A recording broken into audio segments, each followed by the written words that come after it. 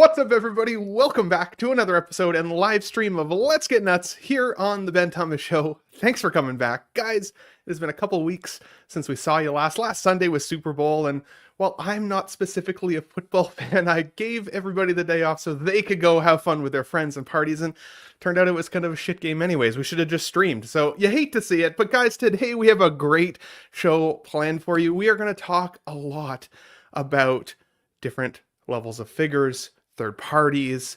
We got to talk about that horrible Star Ace Ghostbusters lineup that's popped out. Should they be canceled is going to be the real question. We're going to talk a little bit about some Jazzinc teases, hot toys news, entertainment news, of course, and all of the good things. We got some great panelists here with me today as well. So without further ado, let's get nuts. What are you doing? You're completely outnumbered here. Are you nuts?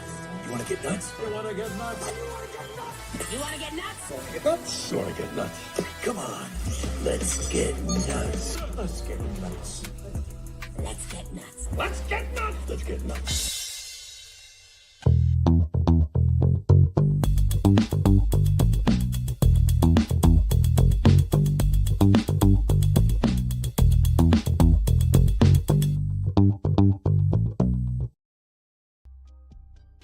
So anybody that follows me on Instagram, I have to apologize to you folks.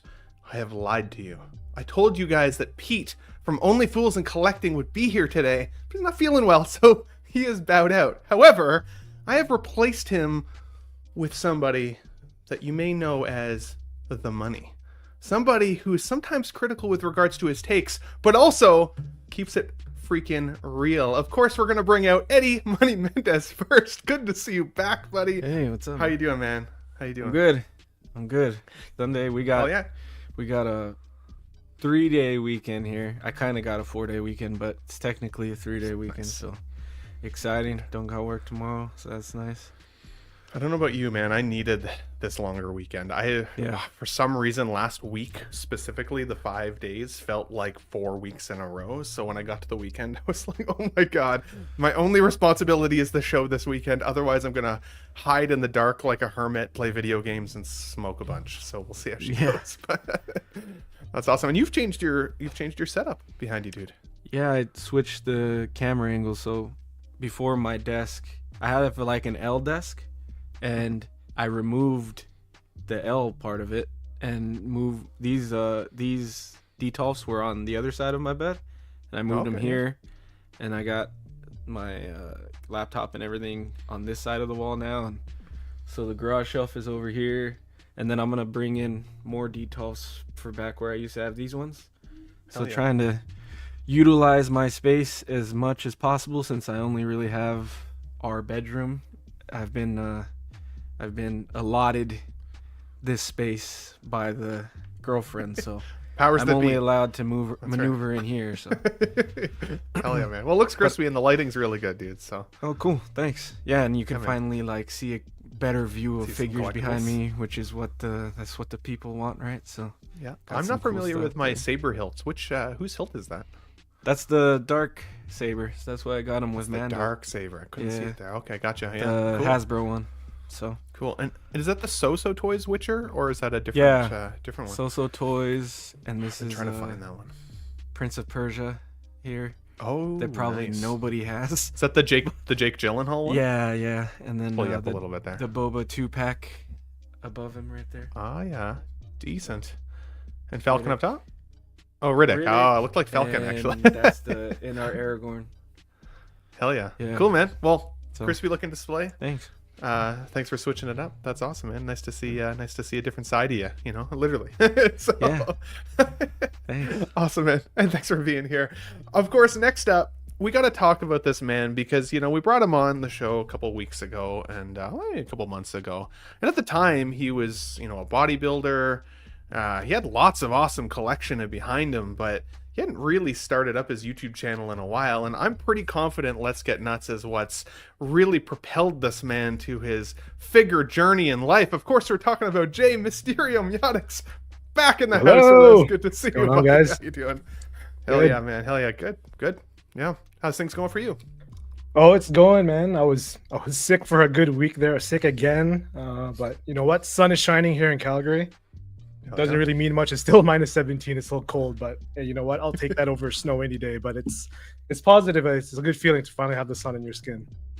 Hell yeah, dude. Hell yeah. Well, and I think you look more naturally tanned than me anyways, but I'm also white as hell, so you hate to see it. So, and whenever I'm on the Collecting Weekly podcast, those guys, tease me a little bit. Although I did start tanning recently, and they all told me not to do it. So maybe it's because I'll look older faster, but we'll find out. And I'm sorry I took all the credit for your channel success, because, dude, you're crushing it right now. I've been keeping an eye out for you, and props, man. That's Dude, awesome. it's been crazy. Like I've been active on YouTube for maybe 2 weeks, and then every time I wake up, it's like boom, boom, boom, just followers. I'm like, what? This is crazy, right? Like I started at I think it was like 63, and then in one night, 63 subs, and then I woke up, I was like 1,200. I was like, what the heck is going on? Like, well, thank you for the support. I appreciate that. Whoever's watching, it's great, man. Yeah, I have a lot of burner accounts. Collection tour recently.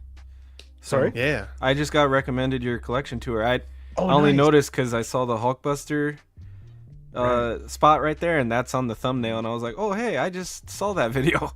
So, yeah.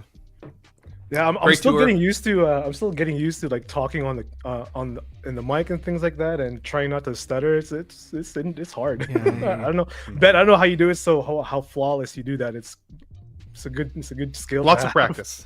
Lots of practice. Yeah.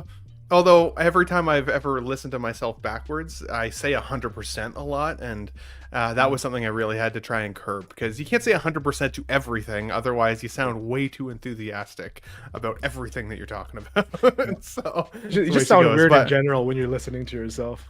That's what I find. I always hated my own voice too, so I don't know what it is, but I think everybody hates their own voice up to a certain extent. So, but dude, congratulations on the channel success. If you guys have not had a chance after the show today, go and check out Mysterio Meotics on YouTube. Awesome show.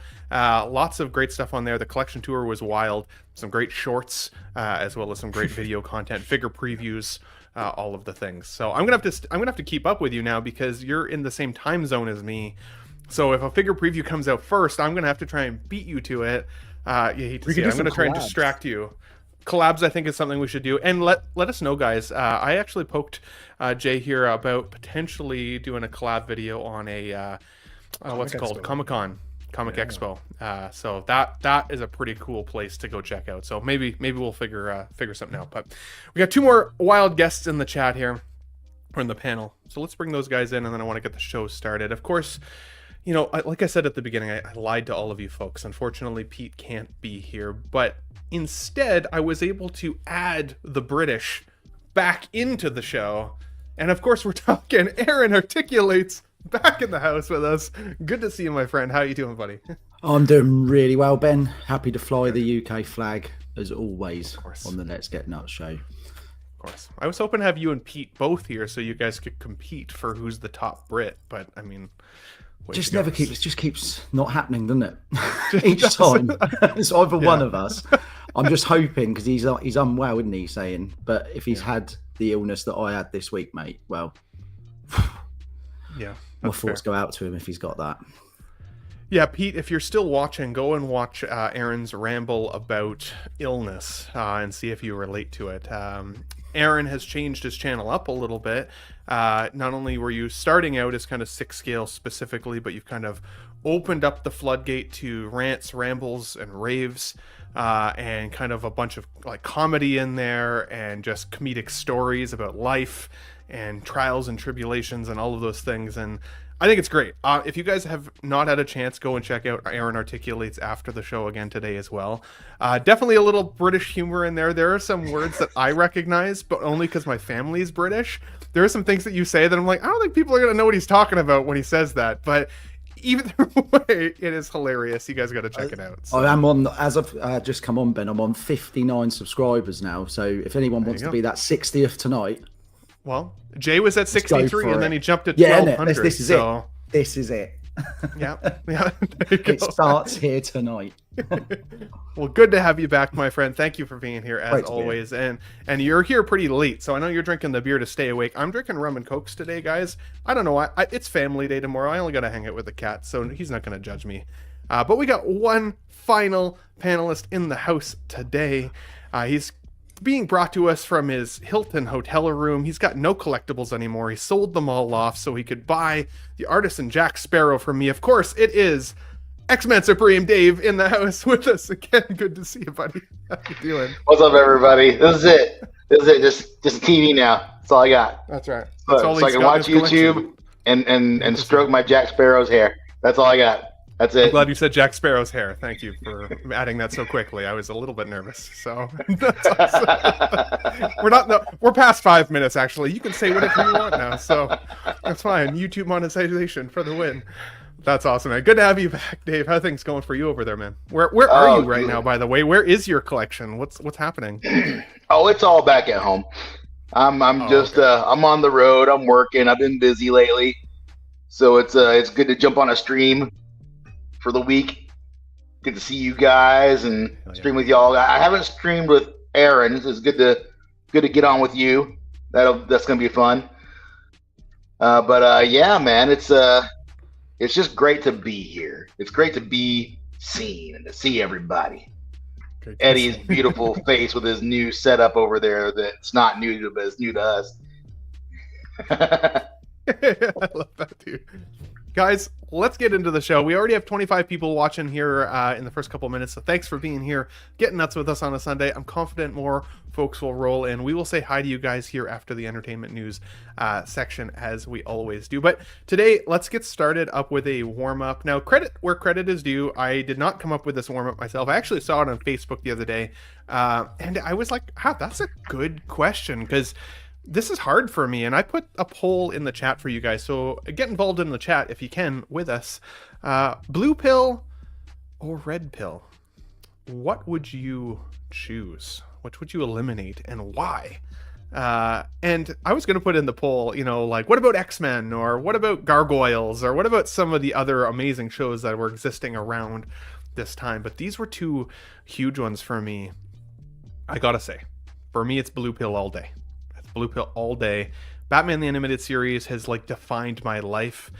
If I had to eliminate the majority of the collectibles that I have in this room, I would keep everything Batman Animated Series and Batman related. And we're going to talk about Jazzinc later, because he's teasing some Batman Animated Series himself. And Moose, I see you in the chat as well. I got to poke you about the animated series Batman. I can't remember who did it. S Collectibles or S Hero, because I keep seeing one on my Facebook recently and local in Calgary, Jay, and I'm like, I might lock that shit in. It's only like $190, and I'm like, ooh, maybe. So let me know if it's worth it, Moose, if you're watching still, buddy. But for me, it's blue pill all day, despite my love for Spider-Man the Animated Series and all of the amazing villains and rogues gallery that Spider-Man has.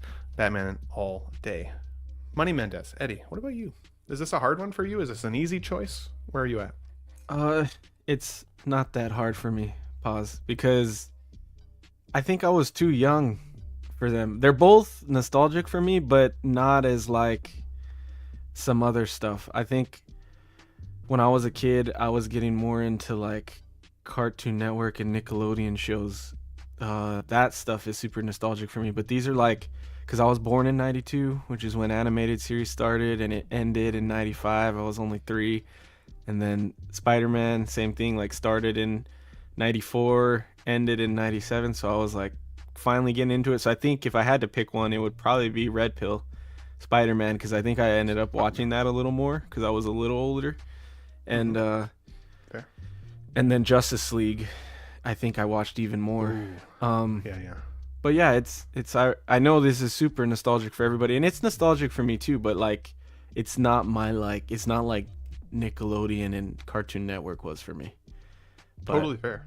Yeah. Totally fair. Whereas for me, like, I missed that age a little bit. Like, by the time Justice League came out, I was starting to kind of get to the point of too cool for cartoons, which is shitty because there's such good shows and such good episodes, and going back and rewatching them even as an adult, I've had an amazing time. But just at that age, you start to get to be like, oh, like I'm not watching it anymore, and I clearly missed out. So yeah, no, Spider-Man's a good choice. What about you, Mysterio? What jives with you on this one? I forget how old you are, so it's hard to know what nostalgic 40, level man. everybody has. So there you go. So you're in the same boat as me then. So we're good. Yeah, well, for me, it's I grew up with both. I loved both shows. I watched them every weekend, but Batman was always my preferred cartoon as a kid. Like I remember that show so vivid, and also what came out of Batman the animated series was the movie Mask of the Phantasm. So that movie was one of the movies I replayed over and over and over as a kid. I remember getting that as I think it was like a birthday gift or a Christmas gift on VHS, and I used that rewinder car where you put the VHS in and you rewind the tape. I did it so many times that I actually cool. That's old school, right? And I actually broke the Phantasm VHS that I had. Like it snapped because of the amount of times I rewound it. So, for me, it's the blue pill for sure. Batman, I have it tattooed across my chest too as well. So it's Batman for me, but you know what? Spider-Man is still an amazing show in comparison, but it's a good like flip side of the coin. It's super light, really fun. Batman was a bit more dark, and I've always more resonated with Batman. Hell yeah. Kitty Pride, best X-Men says Shane called. He wants a Snap game back. I don't know if Shane did this on a show. Maybe I missed a Monday show where he did this slide as well. But I know he has the Snap game. And Shane, if you're watching, I did it first. Hashtag 800. Love you. Just put it out there. He'll probably watch it tomorrow when he wakes up. That sounds good. And yeah, good call, Jay. Good call. Aaron, what about you, buddy? What do you have nostalgia in England for these shows? Is there another show that you would have rather see on this list? Where are you at, buddy? Well, similar to what Eddie said. Actually, I was born 1990, but I do remember watching the animated series of both of these over here, but what seems to stand out more is sort of Power Rangers, things like that. I was more into like having a real like person on the screen rather than something animated, I think. And I do remember, in fact, when I was up in the loft getting the Christmas stuff down, I came across my box of Power Rangers stuff that was still up there, and had a little look through that, and that tends to bring me the nostalgia a bit more than either of these two. And I definitely remember my mum and dad queuing up outside Toys R Us to get the pink Ranger when it was quite difficult to get hold of at the time. Was that one the ones that were still like almost 12 inches tall that came in like a triangular box? Yeah. I think they was in I've got no boxes to them now. They're just the Rangers up. I think it might have been in a triangular box. I think, Ben. It's funny you say that, Aaron, because my mom is in the chat here. Love mom, love to see it. Oh, Ben's love mom. To see it. Yeah, for sure. And again, Moose, I'm just watching you, bud. I'm just saying. But she got me my love of action figures. I mean, she knew every Christmas that action figures were my thing. She got me on the Turtles. She got me on the Batmans, of course. And then one of my favorite Christmas memories, actually, I got a Blue Ranger and a Black Ranger at the same Christmas. And that was in those triangular boxes. And man, did I play the heck out of those figures. So they were pretty cool. So good to see you here. She's probably the inspiration for Let's Get Nuts. I don't know if I would have had the level of nostalgia or lack of savings that I have in life if it weren't for her love there. So good to see it. Good call there. Good call. X-Men Supreme. Dave, what about you, man? Do you have any nostalgia for these properties? Or again, same question. Is there another one on here that you would have liked to see? Hashtag X-Men. Let's be honest. Well, X-Men is where I live, but these guys are arguably the always head to head for the greatest rogues galleries, right? You can't talk villains without talking about Batman and Spider-Man. And Hell yeah. And I would say that the Batman animated series is not only the best animated superhero media out there ever to be produced. I would say it's the best Batman media ever to be produced outside of the comics, maybe. It is. I watched this show still to this day. Like I was there in '89 when Keaton hit, and immediately following that and Batman Returns, you've got this on the heels of Keaton, and there was so much inspiration from the Tim Burton stuff in this show, and it was just so good. And Kevin Conroy, I will never ever not read Batman in his voice. You know, Yep. it's Kevin Conroy. Yeah. yeah, it's just the 100%. the best Batman ever. The coolest Batman portrayal. Every time you shot him with like, you know, the other Justice League members, he was always the guy that, you know, was like, he was like the grizzled old friggin', you know, he's the tech that everyone like just lets do his own thing because screw all of you guys. And he was just the coolest dude, man, and he was the best character always. And it's just everybody knew that they couldn't mess with him, and he was fantastic. But So all that to say is it's a blue pill all day, man, because that's the best thing ever made. I think it's 100%. just gotta be, yeah.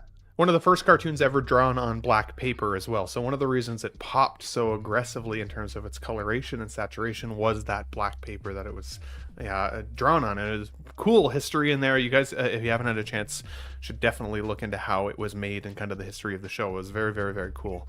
And interestingly enough, so I finally figured out how to actually make polls, and I apologize because you guys have been calling for it. This is episode 63 of Let's Get Nuts. I finally learned how to make a poll today. We said red or blue pill on the poll. I am going to end the poll right now. 61% of you guys said red pill, and 39% said blue pill. So most of the folks watching right now, and that was out of 25 votes, most of you folks watching really love Spider-Man. So fair enough. I will say, I saw the poll before all this came up, and I was like, red or blue? Okay, well, I'm doing red pill. And then I saw this, I was like, change it. Change it. Fair. That's fair. Guys, let's move on. Thanks for having fun. I feel warmed up now for the show. Let's get into some entertainment news, and then we got lots and lots of 6-scale news to cover. I wanted to remind everybody that the episode, or I should say, it's a 2-episode premiere of Daredevil Born Again starting on March 4th.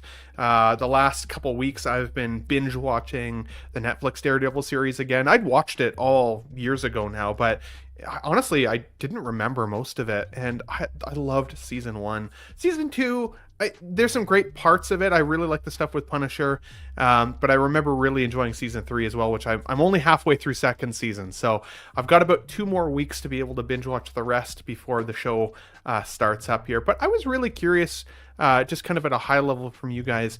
The creators have said this is going to be the bloodiest, most violent Daredevil show we have seen to date. And of course, it's a Disney show, so a little bit surprising, but even in the trailer, it is really freaking violent. Like, there's one part where you see a guy's elbow or like arm break, and you see his bones stick out very quickly in the tease.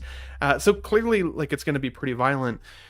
At what level do you guys think that makes sense? Or do you think there's a chance that they could actually go a little overboard with the violence? Because, again, the Netflix series was pretty violent in itself, just not necessarily blood and gore. For me, I actually think we won't see much more blood and violence from Daredevil himself, but I do think we might see it from the big bad here that you see on the right-hand side. Do you guys have any thoughts on blood and gore and violence? Is that needed to make a show great? Or are you concerned that because they're emphasizing that, maybe that's a little bit more of what they're sticking on and less on the story side? Any thoughts on that, buddy? Need it. Gotta have it. Need it. Give it all of it. I'm talking like make this dude Sure. on some friggin' Brightburn shit, man. Like, Wow. like just tear him up, dude. Literally taking people out. Yeah. Yeah, absolutely. One of my favorite parts of seeing Daredevil fight, there's this episode 2 of the first season, and there's this hallway fight where all throughout the fight, you see him physically fatigue as he goes through the fight, and he's having to use his weight of his body just to throw punches and everything. And I love how like real it feels, like how visceral it feels. And there's no blood or really in that at all, but like, or broken bones or anything like that. But you just feel the physical exhaustion of the character. Eddie, any thoughts on Daredevil Born Again being even more bloody and more violent than what we've seen in Daredevil's past? No, I agree with Dave. Like, the more, the better. Because it's not going to be... Feels more realistic. It's not going to be like Terrifier bad, you know, where it's jarring to people. So for them, when they say more, it's distinction. gonna be good. That's kind of like.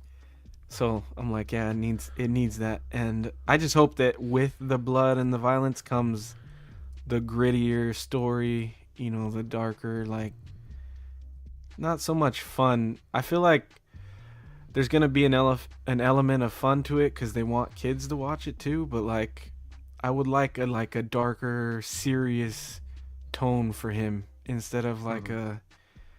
I just don't want to see the She-Hulk Daredevil. Sorry, Dave, I don't want to see that. So. So Yeah, if that's one what night we're stand getting, Daredevil. yeah, exactly. So I want to see a different route, but you know, Absolutely. Mysterio, any thoughts on the visceral violence, the blood and gore that they're kind of advertising is going to be in the show? Is it needed for Daredevil? Does it get you excited, or is it neutral until you see the show? How do you feel about it coming up? I'm pretty neutral. The partner and I are actually watching the first season of Daredevil right now. It's her first time, my third time watching it. So, like, to me, the violence needs to make sense. Like, it has to be real enough to an extent where it gets you excited and say, "Ooh, that would happen for sure." But if it starts to get looking corny or looking kind of goofy, like we've seen violence before where it just looks absolutely ridiculous and fake, then it kind of pulls me out of it. But if it's more similar to, let's say, the season 1 of Daredevil, where, you know, you feel the blows, you feel the impacts, and, you know, the blood makes sense, I'm all for it. More the merrier, for sure. If it progresses the story along the way and makes you more invested into it, 100%. I'm all for the violence and the bone breaking and the crunching and all the good stuff and all the red. But if it's not that, but if it's just goofy violence for the sake of having violence, then it's gonna take me out of it. And to me, that's not the Daredevil that I'm used to with season 1 or season 2. For sure. Well, and like season 1 and even season 2 was pretty violent overall. I mean, like, there was a part in season 1 of Netflix series, you know, no spoilers, I apologize, but where Wilson Fisk takes the head off of a guy using a car door. Right, he literally slams the door until his head comes off, and his compatriot Wesley gets blood all over his face as a result. I mean, it's like, goddamn, like, that is pretty violent as it is. So, you know, the fact that they're advertising it as such as being that much more violent, and bloody, I'm like, okay, we'll see. However, Muse, the big bad of the show, I mean, he literally, in the comics anyways, makes artistic representations of artwork from blood and gore from his victims. So I think there's a chance that maybe Daredevil himself is about as violent as we've normally ever seen, but that the Muse character is actually the one that's really amping up that kind of serial killer-esque vibe. So definitely possible. Any thoughts on this, Aaron, for you, buddy? Is this something that you guys have been over there getting amped up for, or neutral on?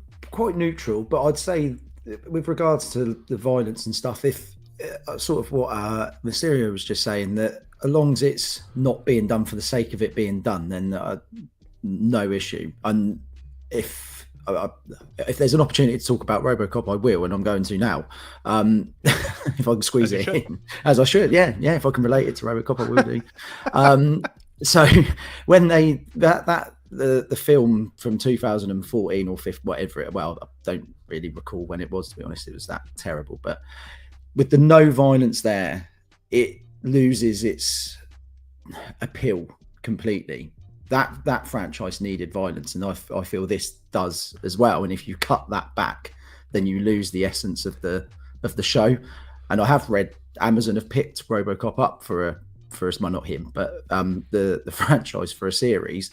And I'm hoping that's going to be the same tone as the original, and I'm expecting violence from that as well. So I just think, as long as it's not exaggerated and the original content sort of calls for that, then crack on, put all the violence you want in there. But well said. So it's got to be a good story, basically, is what I'm hearing. Needs to be a good story. The violence needs to make sense. If that's the case, everybody's happy with a little bit of extra blood and violence. For me, totally agree. I think that's well said. Let us know, guys, in the chat if that's how you are feeling about this as well. Either way, gotta say, I'm excited to see a return of Matt Murdock and Daredevil. He's a pretty cool superhero. I've got the Netflix version of the character in my display. I'm excited to see if they reissue the 6-scale figures at some point. I've got him and Punisher. And both of those figures, while they're great figures still, they could use some upgrade love, some 2.0 action. So I'm sure we're gonna get them. So let's hold our breath for those, guys. We have anywhere between 30 and 50 people still watching here as well. And I'm gonna say hi to everybody in the chat in just a moment. If you don't mind, hit the like button for me just to get some interaction for those folks out there who maybe haven't had a chance to tune in yet. It's always appreciated and helpful, especially if you guys are enjoying the show here today. A little bit more entertainment news. I want to quickly touch on this. We had a chance very briefly to see the teaser for Fantastic Four. Now, I know Captain America Brave and the Bold is out right now, or Brave New World is out right now. I have not had a chance to see that yet. So at some point here on Let's Get Nuts, or maybe on my own show, just a quick thoughts video. I'll give you guys my thoughts on the film once I see it. Jay, I know you've seen it at least a couple times there, so I might pick your brain after the show as well on it. But we're not going to talk that. I think for me, I'm actually anticipating more the Fantastic Four film this year, as well as the Thunderbolts film. They're both pending. I think they look really cool. But I was curious, guys, now that we've had a chance to see The Thing and what it's going to look like, clearly is CGI. Evan Moss Backrack, I think is his name, from The Bear, is playing the character, and I love the actor. I think it's going to be cool. The voice was a little off-putting for me, but I really like the look of the Thing at this point, as well as the fact that they've teased Galactus. Now we know Galactus is going to be in there in some way or another, and to be honest, he's a lot smaller than I was envisioning, despite Galactus's ability to change his size. I didn't think he'd be the size of a small statue city sort of thing. I guess he makes the Statue of Liberty look small, but I was expecting him to be planet size, so we'll see how that goes. But I've put a poll in the chat. Let us know, guys, in the chat, what are your thoughts on The Thing? Do you like the look of him? Do you think it should have been practical effects? Are you okay with CGI? Let me know on that poll. For me, I like it. I think it looks good. To me, it looks comic accurate. I love the look of the new Fantastic Four uniform. While I'm sure we'll see some evolutions of that outfit over the film, potentially, or even future films, I like that it harkens back to that original view of the Fantastic Four. And I do like this look.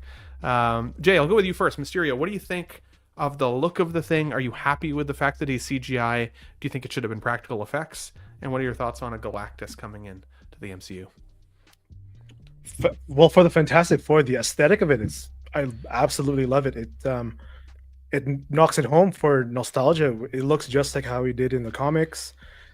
They cheated a little bit by giving him a long sleeve shirt, but maybe that'll come off, or they're gonna do something how maybe he's damaged or whatever. But when it comes to like that 60s aesthetics of the movie, where it's like a futuristic 60s and like the old school looking cars and that whole shebang, I don't know, I can't help but be excited for it, because it's something, so far it looks very new, very fresh, something different that hasn't really been done or touched on by Marvel yet.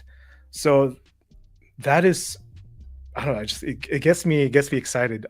For Galactus anyways, yeah, for sure a little small. Maybe he grows to a larger entity or into a larger being when he's getting powered up, or maybe consuming the world or whatever. But a couple of friends of mine, we were all speculating and saying, like, why are they driving home that family aspect so hard? Like, are they trying to set it up where we're very attached to these characters and something bad's going to happen? Because they said that these guys are going to be in the Avengers Secret Wars, right? So it got me thinking, and it got my friends and I just brainstorming, putting our tinfoil hat on and thinking about what direction are they going to do. And then with Doomsday and all these other licenses coming together, like, how is that going to make sense, and how are they going to make it work?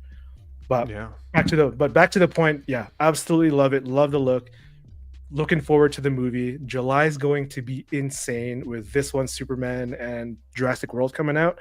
It's going to be a good summer for sure. It's going to be a good summer. Very good summer, dude. Very, very good summer. We got 12-inch Moose Stream in the chat says, I have the 32-inch HasLab Galactus. Love that one, by the way. That looked amazing. But I'd still buy 1 in 6 scale if Hot Toys makes it. I mean, I guess it just depends on how scaled he gets in the film, because even at this size, that would be, the size of your house. Like, I don't I don't know, like, how big would that look in comparison to 6 scale. So yeah, that'd be interesting to see, Moose, for sure. Eddie, what were your thoughts, man? Are you happy with CGI for the Thing? Do you think it should have been practical effects like the one from 10 years ago at this point, or however long it was? What are your thoughts here? And then, of course, on the Galactus tease as well. Yeah, I'm a fan of those movies that people don't like, those two Fantastic Four movies. I like the Thing in that. I still prefer the Thing in that. I like the practical effects. I didn't love the CGI in the trailer. It's not like I hated it, but it definitely stood out to me when I saw his face. I was like, it's not great, and I don't know why it's not great, because CGI should only be getting better, and I don't know why it's not getting better. Like, we've seen some of that with the shows and things, and it's like, what's going on that they can't like get it perfect? I don't understand. As far as his look, I mean, I'm not hyped for it. It's cool, I guess. I would prefer the shorts thing with the, all the rock exposed. I don't love the jumpsuit.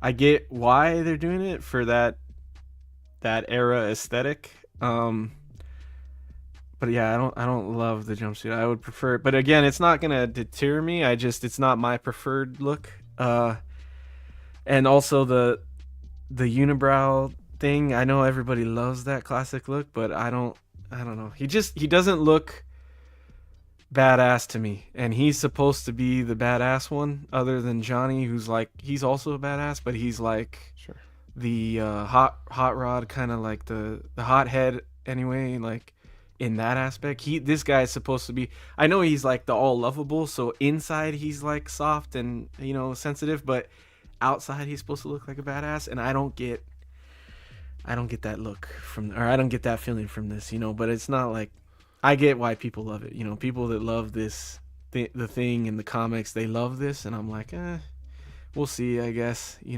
but I didn't. And the voice really takes me out of it. I know there was people saying like his insides aren't rock, like he has normal vocal cords, he shouldn't sound like a rock, and I'm like, yeah, but if the Hulk sounded like a normal guy when he yelled, it would take you out of Mark it. So when the Thing, yeah, exactly. If he sounded like Mark Ruffalo yelling, like, that would take you out of it. And when you get a big guy that looks like this and he just sounds like a normal guy, it takes me out of it. Like, he could at least scruff up his voice a little, So yeah, we'll see what it is. But I'm super hyped for Galactus. I wasn't that like surprised with them showing him just as like a King Kong kind of size, because how else are they gonna fight him? I mean, I imagine there's gonna be a lot of cosmic scenes with him and Silver Surfer, and maybe there's some of that, like when he gets really angry, like you guys said, he gets bigger, and maybe like it has something to do with Silver Surfer when he's out in space. But if he fights in the city, like, the Fantastic Four won't even be able to get to him if he's too big, So I imagine it has something to do with that, but still hyped for it. Absolutely. Well, and like, I don't know if you guys have seen the Eternals film, but at the end of that movie, I think its name is Erisham, the judge, which he, like, the Celestial, right? Who's the size of a planet as well. And that kind of that story so far has really gone nowhere. Now, I know that, again, I haven't seen Captain America yet. I know that they touch on the Celestial coming out of the planet finally for the first time since that Eternals movie came out. So maybe there's a little bit more on the table that I'm not aware of quite yet from not seeing it. But I'll be curious to see, because I know Galactus isn't necessarily a Celestial, but then there have been comics in the past that have referenced him as a Celestial. So that's also interesting. Is he going to have any impact or ties in with Erisham the judge, or is that going to be separate? I'll be curious to see how that goes, Eddie, for sure. Especially, like you said, with regards to scaling. How do they fight something that's this huge? Because, like you said, even just in this size, still King Kong, Godzilla level sizing, right? So, I mean, it's gonna pose a threat, which will be cool. So, Jay, Mysterio, I know you've seen Captain America without spoilers, what are your thoughts on the look of the CGI thing versus practical effects? Quick note here, Jose Plus, our fact checker, as always, says 10 years ago was the Fantastic Four movie that was CGI too. More like 20 years ago for the original 2 films. God damn, that was 20 years ago already. Holy crap, that's insane. Wow. So That's just like I'm showing my age here. You hate to see it, guys. But what do you think, Jay, on this, buddy? What are your thoughts? I try not to judge the CGI too hard until I see the movie, because there is still time for them to make it look better. Of course, I'm always going to prefer the practical effects, but when you're comparing movies, like let's say Planet of the Apes, that movie looked incredible. Like the apes looked super real. The environment, everything around them just looked amazing. So I don't see why Marvel, with the funding and the budget that they have, can't make it look that good. But yet again, when we compare that to like the previous MCU movies that have been coming out, the CGI just hasn't been quite up to expectation or what we thought it was. So for the Thing right now, I think he looks decent enough where it's passable, but it's nowhere near the level of, let's say, Planet of the Apes, where it just blows you away and you're like, wow, I can't even tell it's CG. Like my brain didn't even think about that being CG. So hopefully with the time that they have left until the release of the movie, they've touched it up and make it look a lot more realistic as much as they possibly can for him being a rock. But the voice part, yeah, I do kind of agree that Eddie made a good point about the voice. What would Hulk sound like if he yells just like Mark Ruffalo, which was a brilliant point that he made. So I totally agree. I can say I'm always angry. Yeah. Just not cool. Aaron, what do you think, buddy, about the voice, the look, and the teases here that we got from I was laughing the moment Eddie mentioned that. I was just looking at those pictures just in my head, just doing silly voices with it. Hello. I when I first saw it, I thought, oh, it looks all right, but then I don't know, something just doesn't sit. I don't know what it is, and I can't. It's a bit like that bloody J&D Joker. I was like, he just kept looking at it from just every single time, and then was like, I can't decide what it is. I don't know. Something's not quite there, but I can't really tell you what it is, to be honest, Ben. But not sure. But it might be once you start watching, it might. You get used to it when you're watching something, don't you? And then you might it might just answer itself. But yeah, for now, not sure.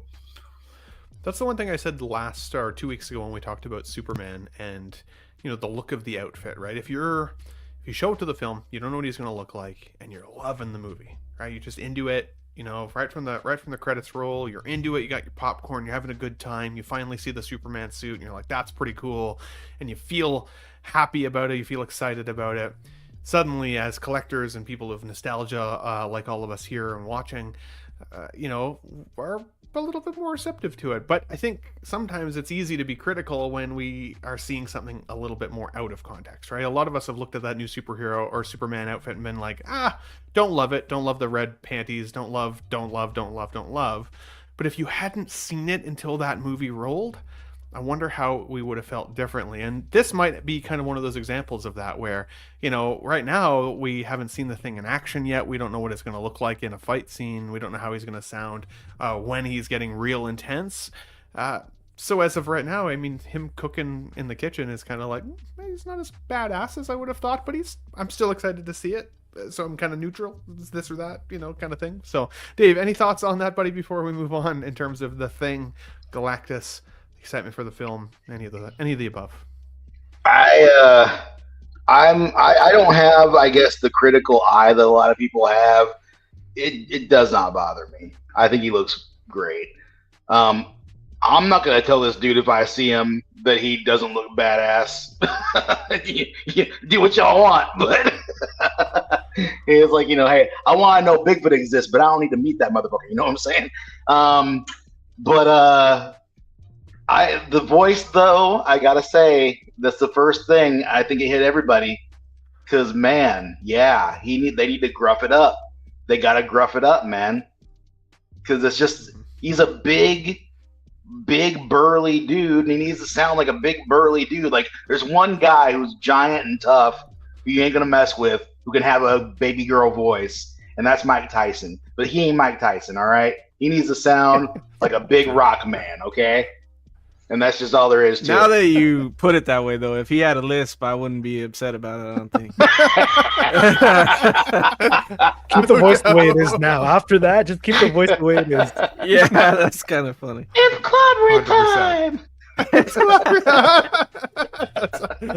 Yes, very true, very true. Well, the polls here, we have 26 votes from the 50 people watching, so only half of you guys voted. Shame on you all. I'm just kidding, I love you guys. But 81% of you said yes, I like the look of the thing. So I don't think it's the issue with the look. I honestly think maybe the issue, like you guys said, is maybe in the voice. Let's see how that goes in the film. But for the look, I'm excited. He does look pretty freaking good. He does look smaller than I would envision the thing, but I also knew that the thing in the comics wasn't as big as the Hulk either, so kind of somewhere in between. Although Sue Storm is like the same height as him, at least in some of the marketing photos I've seen, which I would expect him to be at least bigger than Sue Storm. So Yeah, because she's kind of a tall lady, right? That actress? she's like, tall and beautiful, yeah. yeah. Yeah, she's a crush. What can I say? I'm hoping that we have enough Let's Get Nuts shows that I eventually get famous enough to date her. Cross fingers. Just put it out there. Hope none of the girls I'm dating are watching. But guys, let's move on on the show here. I'm just kidding. Not really. What, girlfriend? All the girlfriends. Don't worry about it. Hate to see it. I'm cherry red over here. You guys at home. I hope nobody's watching me on the big screen right now. You seeing You said the cherry red face? said you could get your girlfriend out of the house, Ben. She Let ain't us gonna come know. back. Ain't gonna come back now. I'm gonna get angry text messages in the next 5 minutes. You hate to see it, guys. Let's move on here really quick. One last piece of entertainment news, and then I got lots of 6-scale stuff to go over. We got 50 people watching. If you don't mind, hit the like button if you can, guys. Definitely appreciate it if you're having fun with us today. Buffy the Vampire Slayer reboot with Sarah Michelle Gellar is in the works at Hulu. I will say, I was mildly forced, into watching all of the Twilight films this past week.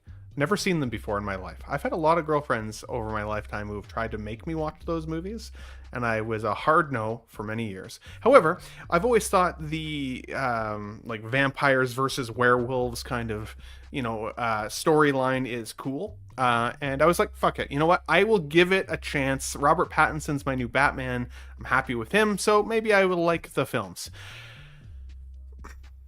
I didn't hate them. I didn't love them. I liked them more than I expected. I think my issue was the lore around the vampires. There's like no negative consequence to being a vampire in the Twilight Saga. Like, they can go out in the sunlight.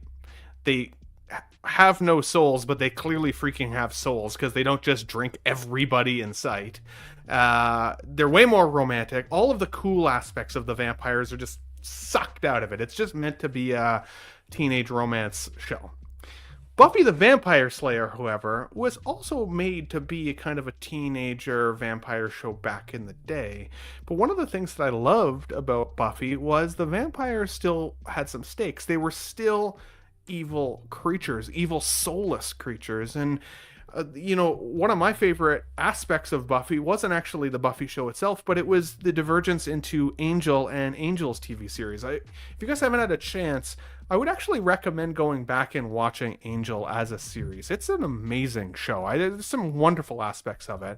And one of the things that I loved about Buffy and Angel, but the vampire aspect of the show, was if Angel got his soul back, he was sweet, he was loving, he was caring, he was a hero.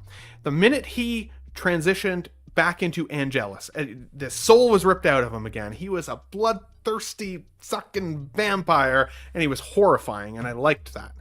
And as a result, both Buffy and Angel being, I think, more adult and more fun to watch now on a replay, there were still great elements of both shows. Now, Sarah Michelle Gellar is still a beautiful woman. I mean, she's aged wonderfully. She was a badass back in the day as Buffy, and if she's returning alongside some of the old cast, I gotta say, I'm in. I will watch this. I will see how this goes.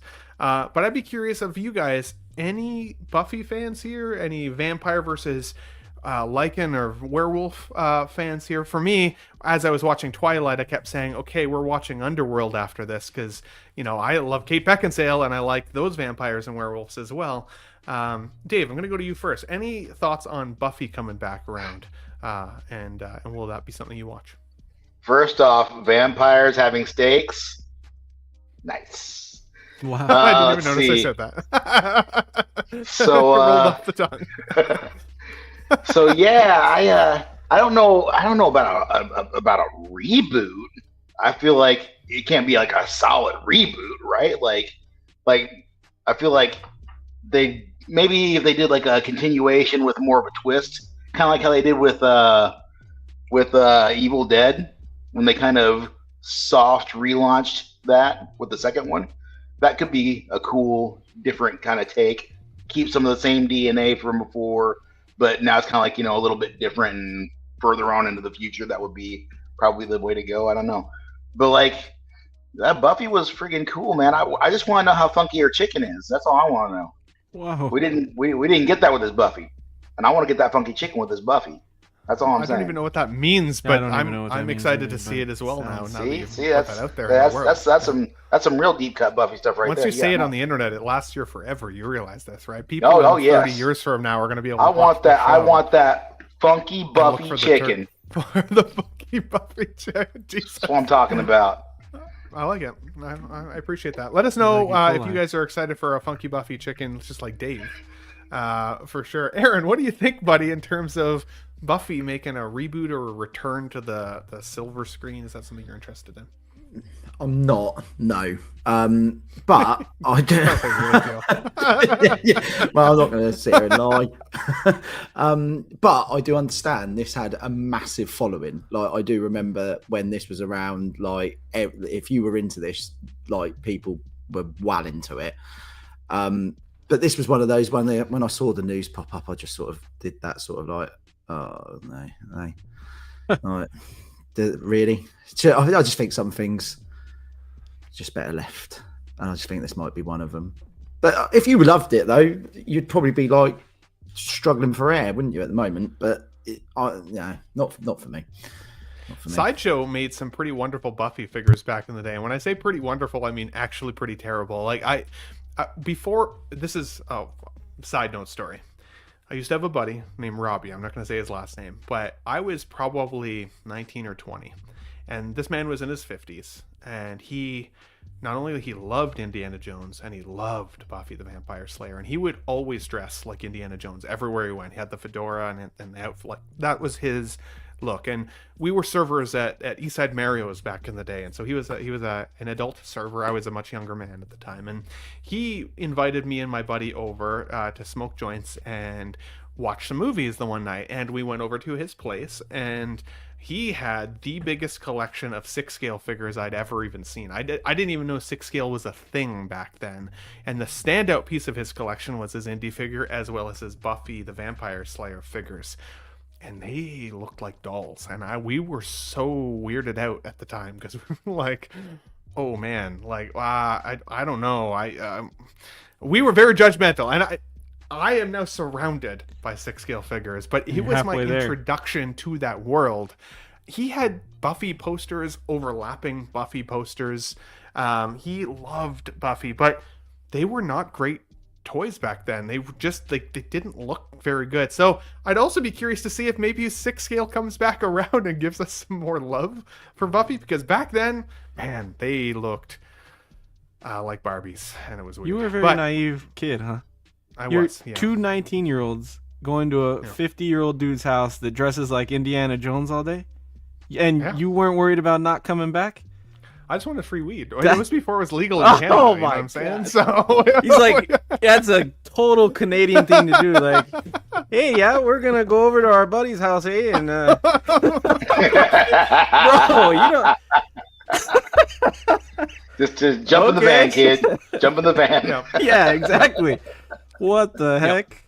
However, in the event that that person is still watching or alive, because I've lost contact with him, he's 70 he now, also right? had a really cool Star Wars collection, I will say, and some of the best. It's Moose, Darth Vader, and it's not Moose.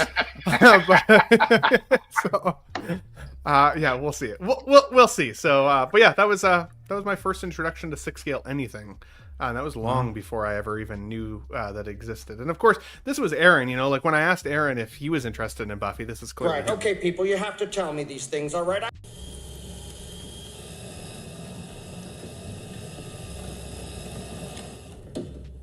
How about nude? Sorry, I clicked the wrong one.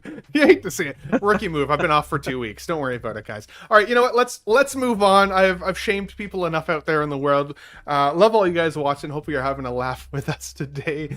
Guys, I wanted to give you a quick update, some housekeeping, and then we're going to say hi to everybody in the chat. We got some new membership emojis I've put in the chat here, including the tough nut to swallow emoji, and of course the this or that emoji. So if you guys are channel members, we have just under 40 channel members right now. Make sure you hit those emojis in the chat for me if you don't mind. Show everybody else what they are missing out on. And then I have updated our membership badges as well. So now when you are on the membership slide, as you see right here, if you are now a member who has been here for a year, your name is highlighted in blue. We have 18 channel members who have been a Tough Nut Crew member for a year now. So guys, thank you so much for being here for a year with me. I love you. I love your faces. You guys are the best.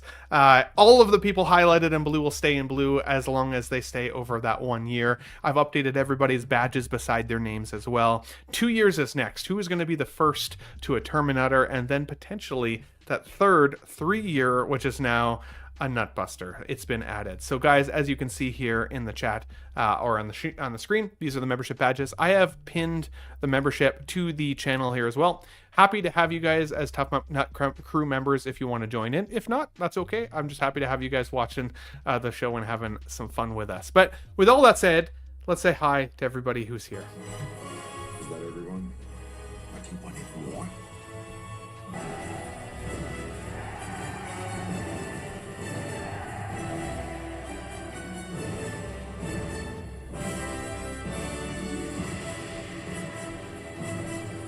Nuts!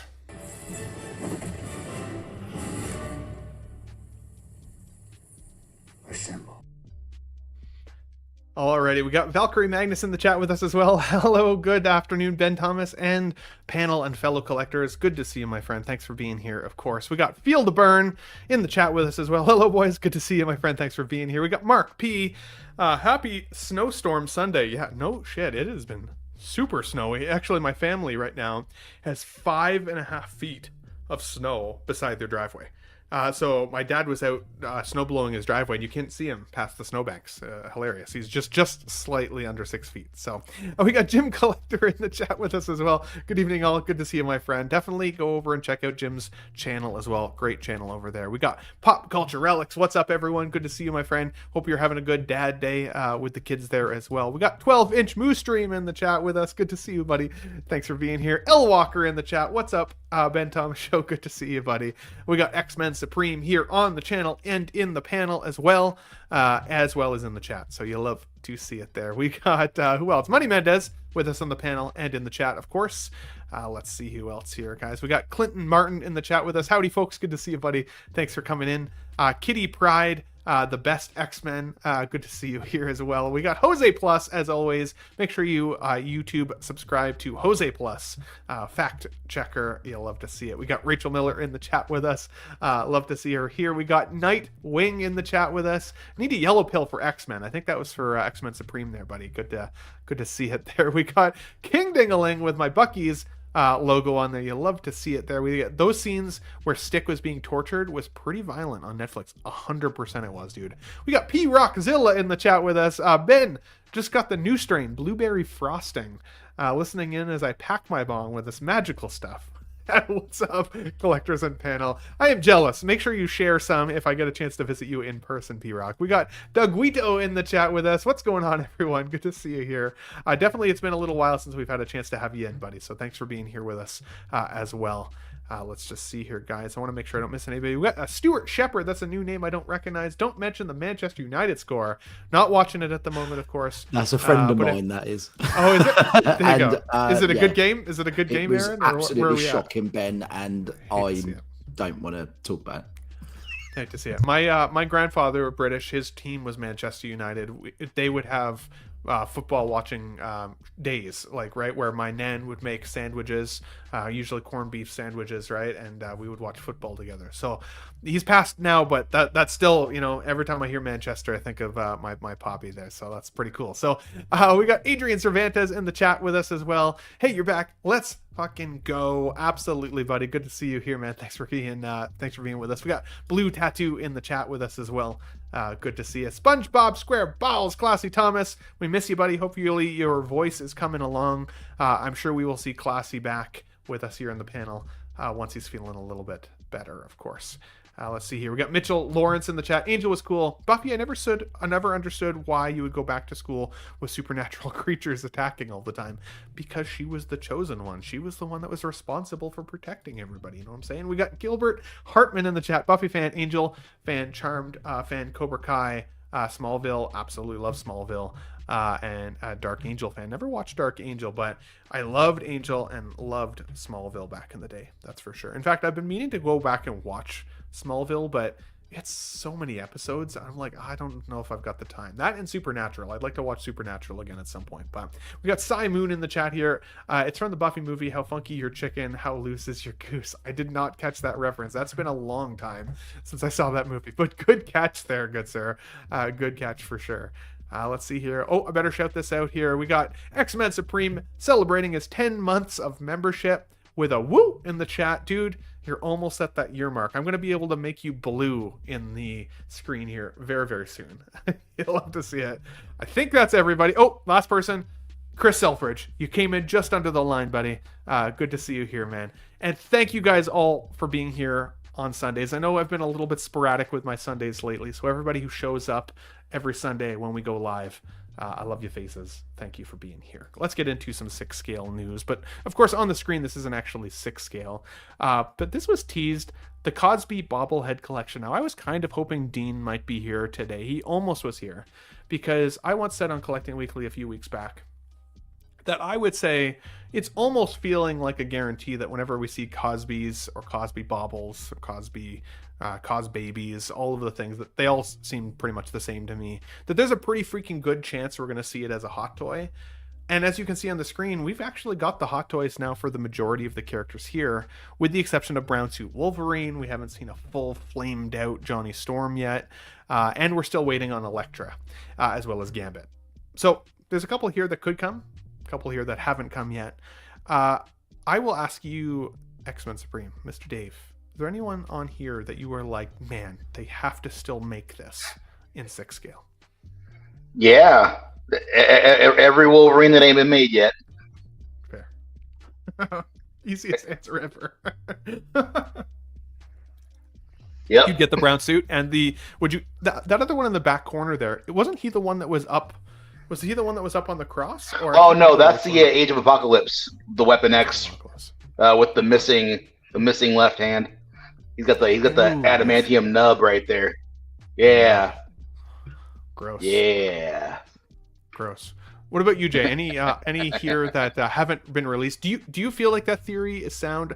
The guys make fun of me on Collecting Weekly, but I still say it's about a 70 to 80% success rate. Any thoughts? It's definitely a trend. I see that too. Not all of them come to fruition, but a good number of them do. Yeah, still waiting on that Elektra if they're going to do it, and I'm pretty sure they're going to try and milk that Wolverine bandwagon. So I'm expecting that for sure. Like, it's almost indefinite. They're going to make another version of them. Mm-hmm. Yeah, absolutely. It's and it's sweet interesting. Wolverine milk. Well, and on Daredevil last night, I finally got to the episode in the Daredevil Netflix series where Elektra is introduced, and of course is a very different actress than the Jennifer Garner Elektra. I liked the Ben Affleck Daredevil film, though. That one still has a bit of nostalgia for me. I would even collect a Ben Affleck Daredevil 6 scale if they ever made one. The director's cut of that is amazing. Is it? Really, I don't think I've seen the director's cut. But I would still I'm still kind of on the fence as if I want a Jennifer Garner Elektra, because I don't know if I'd want her without the Ben Affleck Daredevil. I think her on her own terms. I don't have the full display of this film, so that's the other aspect of it. I don't need to be a full line collector on this movie, but she's still pretty cool. If she turns out well, I could see it. Any thoughts on that, Aaron or Eddie, in terms of what we haven't seen yet from 6 scale? I think Wolverine's just going to continue happening in it. I think there'll just be so many different versions of him, and I think they'd be probably silly not to. They're probably looking at that thinking, well, let's just put out what we can here. Surely, if you were running that business, you'd think that, wouldn't you? But yeah, absolutely. Eddie, I know you were a big fan of the Ben Affleck Daredevil film, at least from my recollection. Because of course you like bad movies like Batman Forever as well. Any thoughts on an Elektra?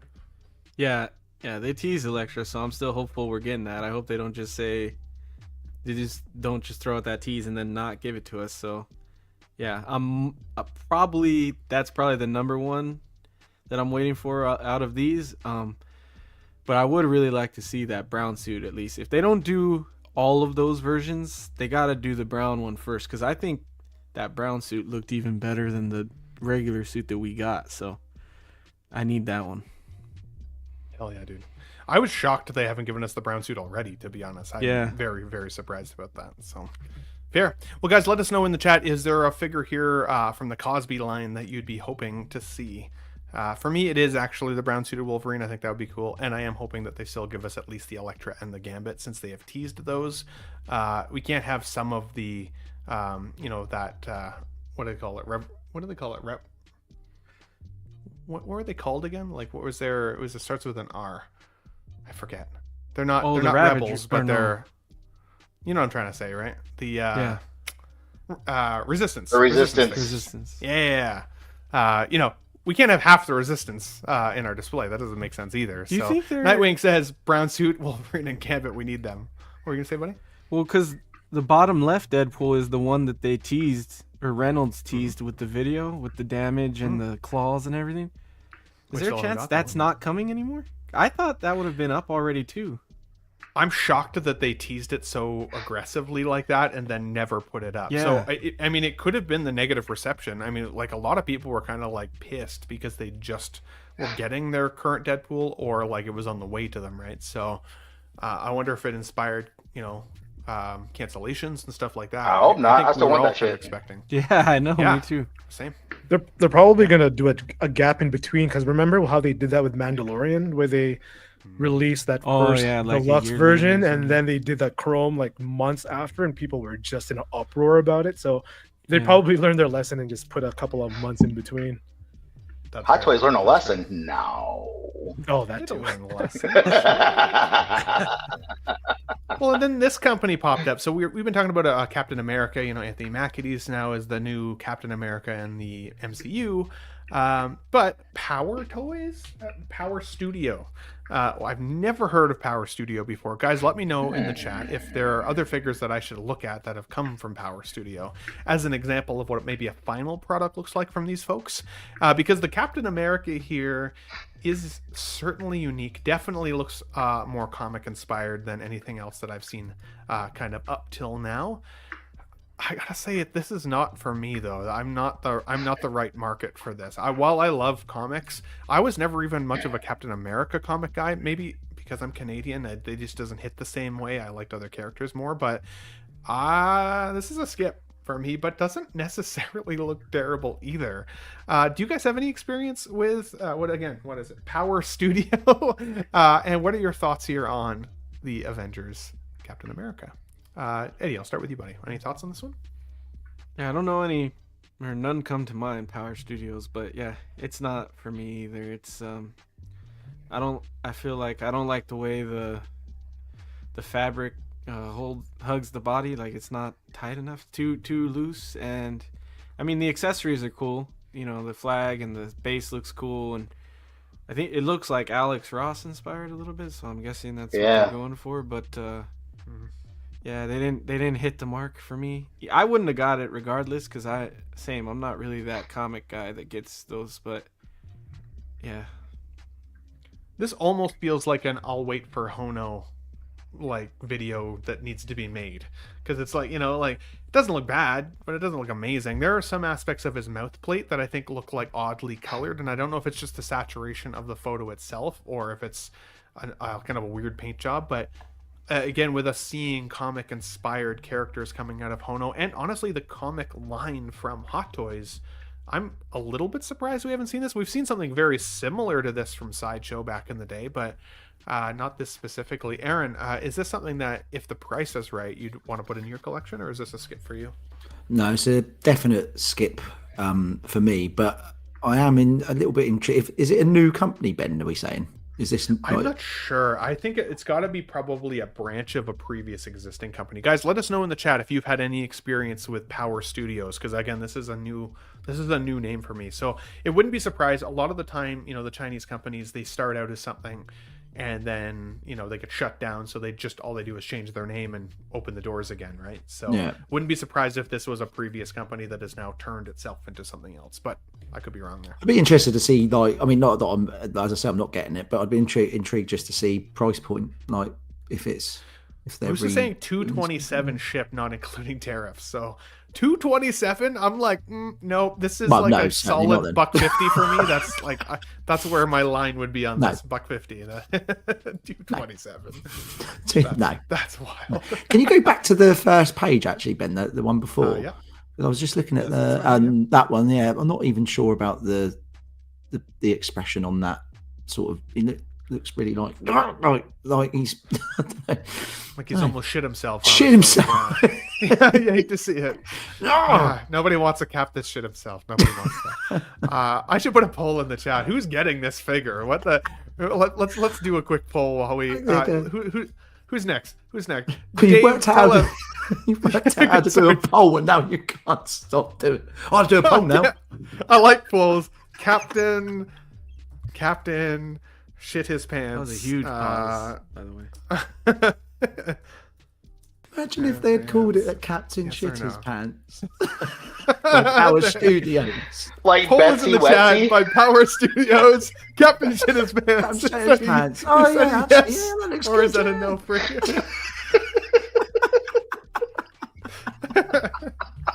Oh my god, you guys are too much for me.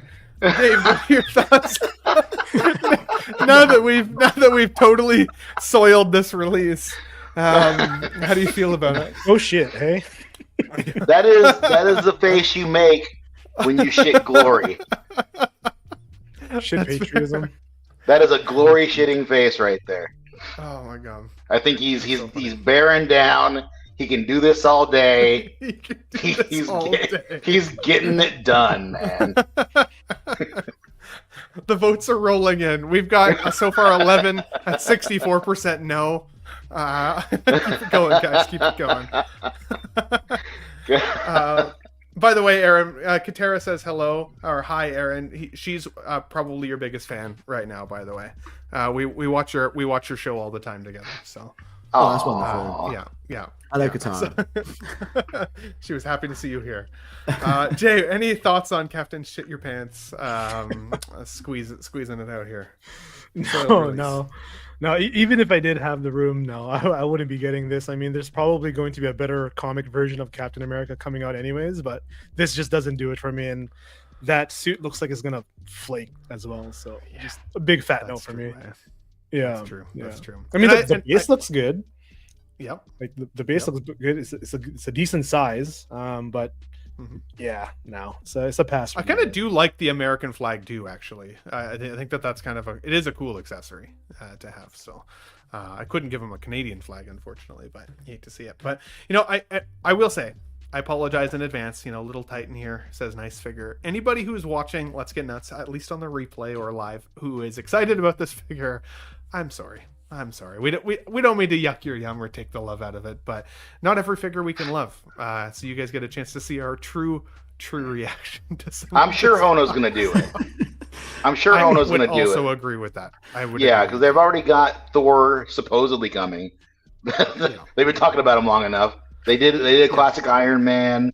They're probably going to finish out the trifecta, with this guy. So that'll be.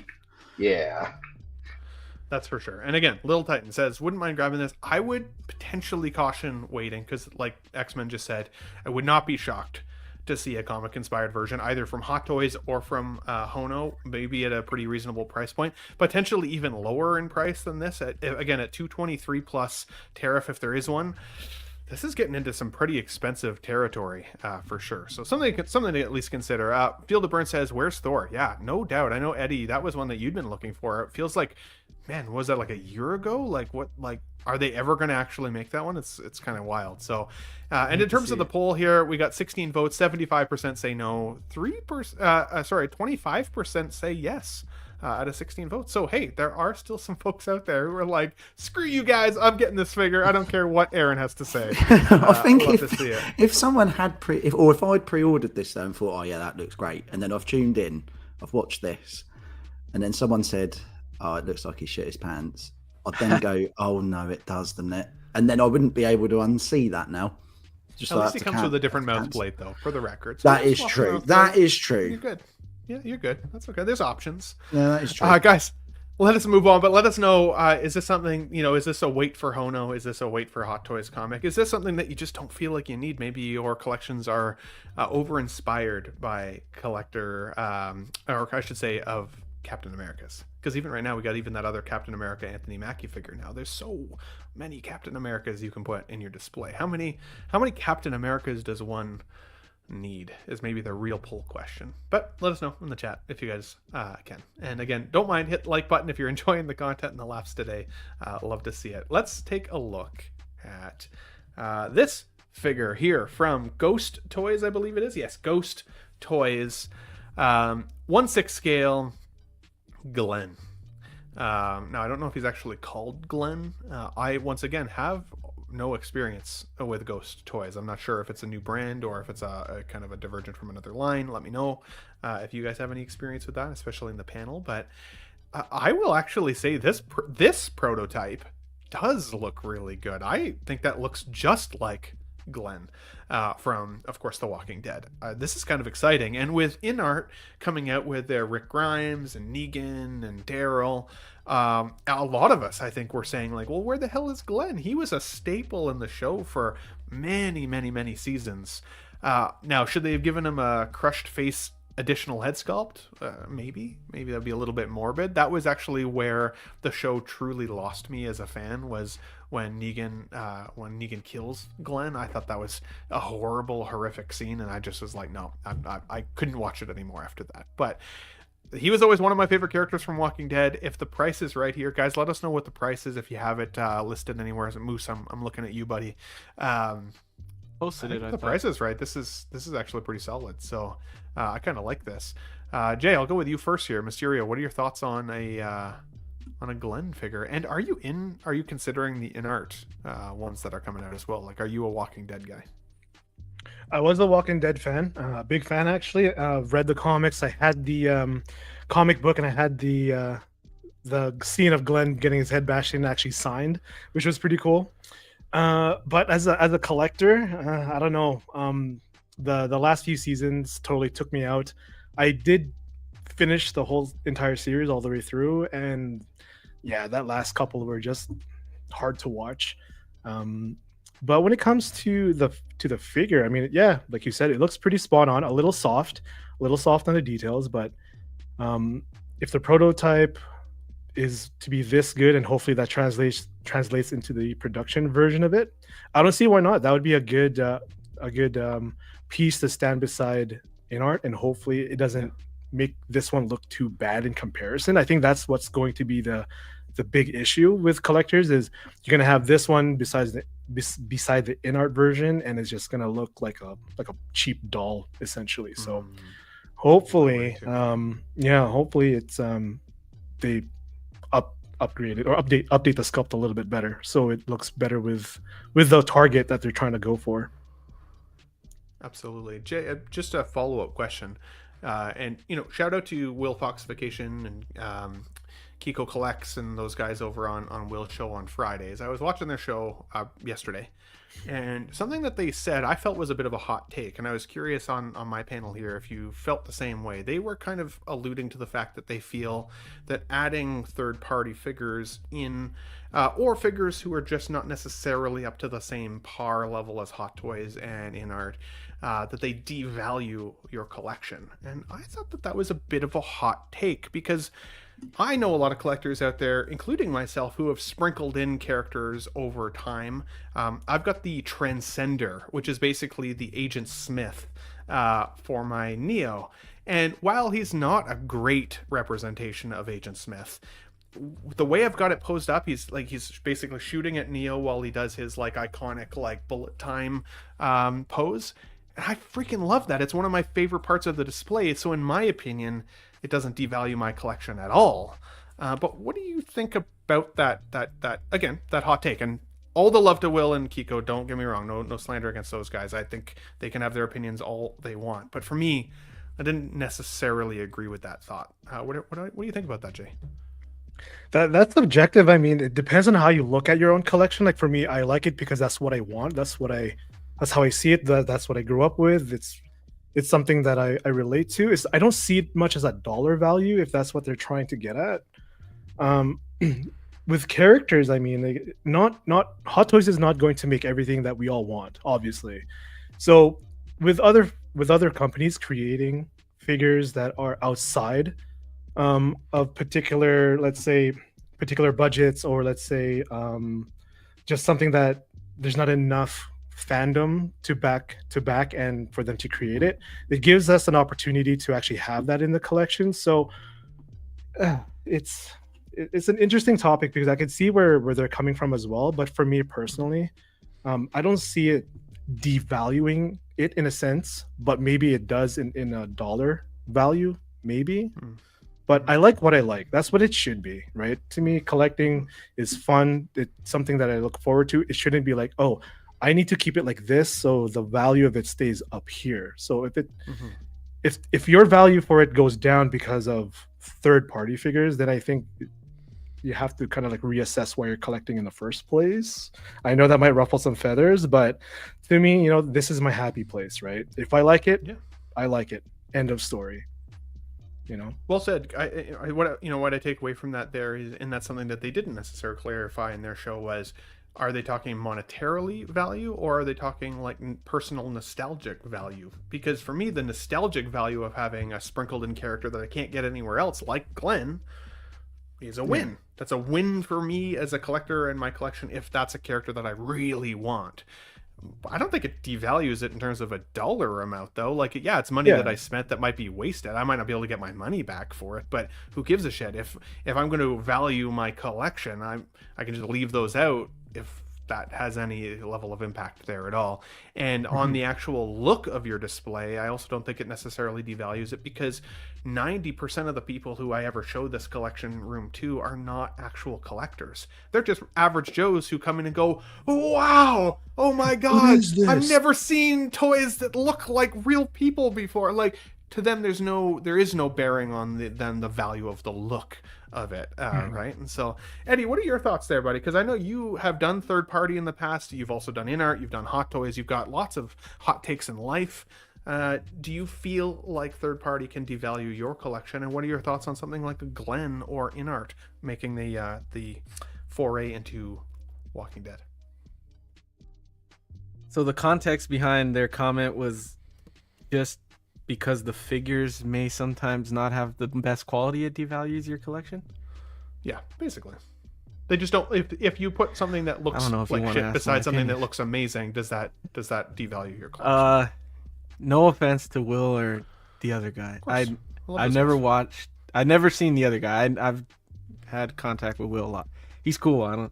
There's a big no offense, because my comment is gonna be shocking, but that is one of the dumbest things I've ever heard. So, because third party, what do you consider to bring value to a collection? Because if value is determined by the amount of the collectibles out there, which is kind of what determines value on a collectible in general, 9 times out of 10, the third party you're buying is going to be less produced than the hot toy you're buying. So in that aspect, it's more limited product. And if the physical quality is there, in terms of head sculpt and tailoring and body and things like that, in some ways, third party is way more valuable than any mass-produced hot toy is.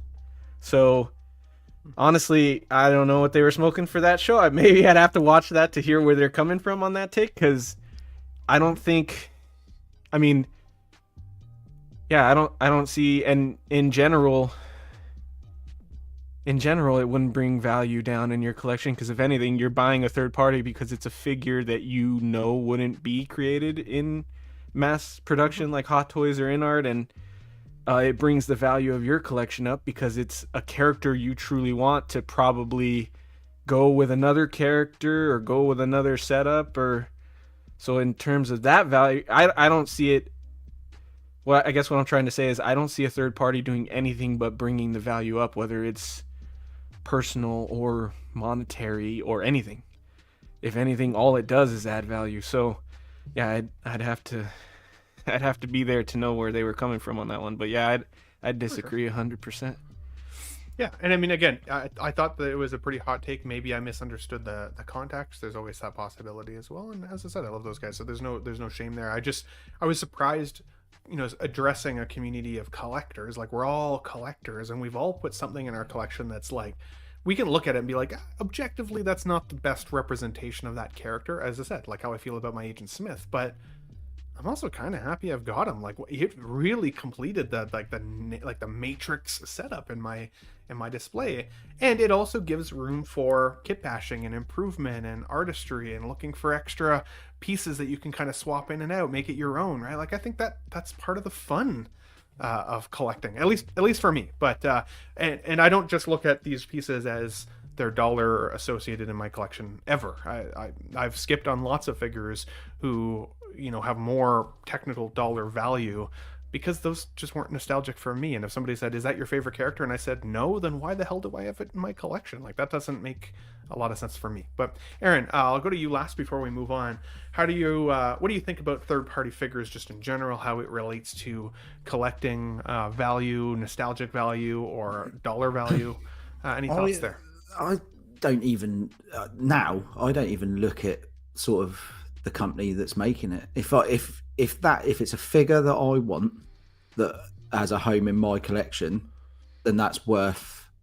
It doesn't matter. In fact, in terms of its actual value, it's worth something to me. Mm-hmm. It's my collection. And I'm not. I think when I was last on the show and I introduced myself and said about how I sort of got into it and everything, and that I made that decision a few years ago to just narrow down everything. I sold loads of stuff off. Best thing I ever did, because all it did was made me realize I don't really care about the value of it all. Like, that's not what I'm doing it for. I'm doing it because I like the characters I'm buying, and I'm not buying characters just because I think, oh, that'll hold some value. I could sell that late. I don't. That's not what I'm doing. So if it's a character I want, I'll pick it up, and I don't even look at whether it's a third party now. I just go with what I'm shown. Totally. Well, it's interesting you mentioned that too, because when I think about the dollar value of my collection, one of the reasons that I keep all my art boxes is not because I have all my art boxes on display, but because if in the event I decided to sell that figure one day, I fall out of love with it, maybe they make a 2.0, whatever the reason, I want to get all of my money back, or at least as much as possible. Let's be honest, Hot Toys secondary market right now is terrible, so if I can even get 80% of my retail value back, I'm at this point kind of happy here in Canada. But I still keep those boxes just in case. If I were to say I don't collect for the value at all, I think that's also not necessarily true, because then I think I could more easily eject those boxes, because I know even if a 2.0 came out, I'd still probably keep it. It does suck to see a character like, I have the DX11 Joker. I bought that thing for $1,000 Canadian. I couldn't give that thing away now for about $250, because who doesn't have a Heath Ledger Joker? But when I got that figure, it was so hard to find. It was so premium. It was the best version of that character that existed, and at that time it brought up the value of my collection monetarily. But what it did for me was it brought the value of me collecting up in my heart, that nostalgia. That's my favorite villain of all time, movie character wise. I needed it, and I'll never sell it, because it doesn't have the same money value anyways anymore. But to me, that's the figure that got me into 6 scale collecting. Truly, I wanted a Joker. I never even heard of Six Scale other than Robbie McGilvery back in the day with his Buffy the Vampire Slayer figures. I'd never seen anything like that DX11 Joker. It blew me away. I'll never sell it, even if it represents still some level of value in the collection. And again, when we talk about these next character here, Cassandra Nova, same kind of topic really truly applies, right? This is another third-party representation. This is SW Toys. What does it say? The Immensity? The Immensity, or Cassandra Nova, of course, from Deadpool and Wolverine. And I will say I'm a little surprised we haven't got Cassandra Nova officially yet from Hot Toys, because they do seem to be doing everybody else. But again, even in those Cosbys that we looked at earlier, she's not in there. So maybe we won't get her. I'll say in terms of a villain for a film, she fell a little flat for me. She was so overpowered, or had the ability to be so overpowered, and then was so easily fooled by the diversion of what they were doing in the film that I was kind of like, man, I hated to see that she was destroyed so easily. So for me, she was just not somebody that I'd want to collect. The standout aspect of this figure here, of course, has to be that Deadpool mask with the fingers coming through it. That is pretty freaking sweet. I've not seen anything like that. Otherwise, she's a bold woman. She has a bit of a unique shaped head. I've seen people say that the proportions or the tailoring's not good. I disagree with that. I actually think the proportions look just fine, and I think the tailoring looks just fine. The head shape is a little wonky, but again, if you put hair on her, maybe it wouldn't be so much. I think it just comes down to, is this a character that we really need, versus is this one that can just fill out the display for now in the event something more official comes down the line. Eddie, I know you really enjoyed the Deadpool Wolverine film, but I also know that you're not a full line collector.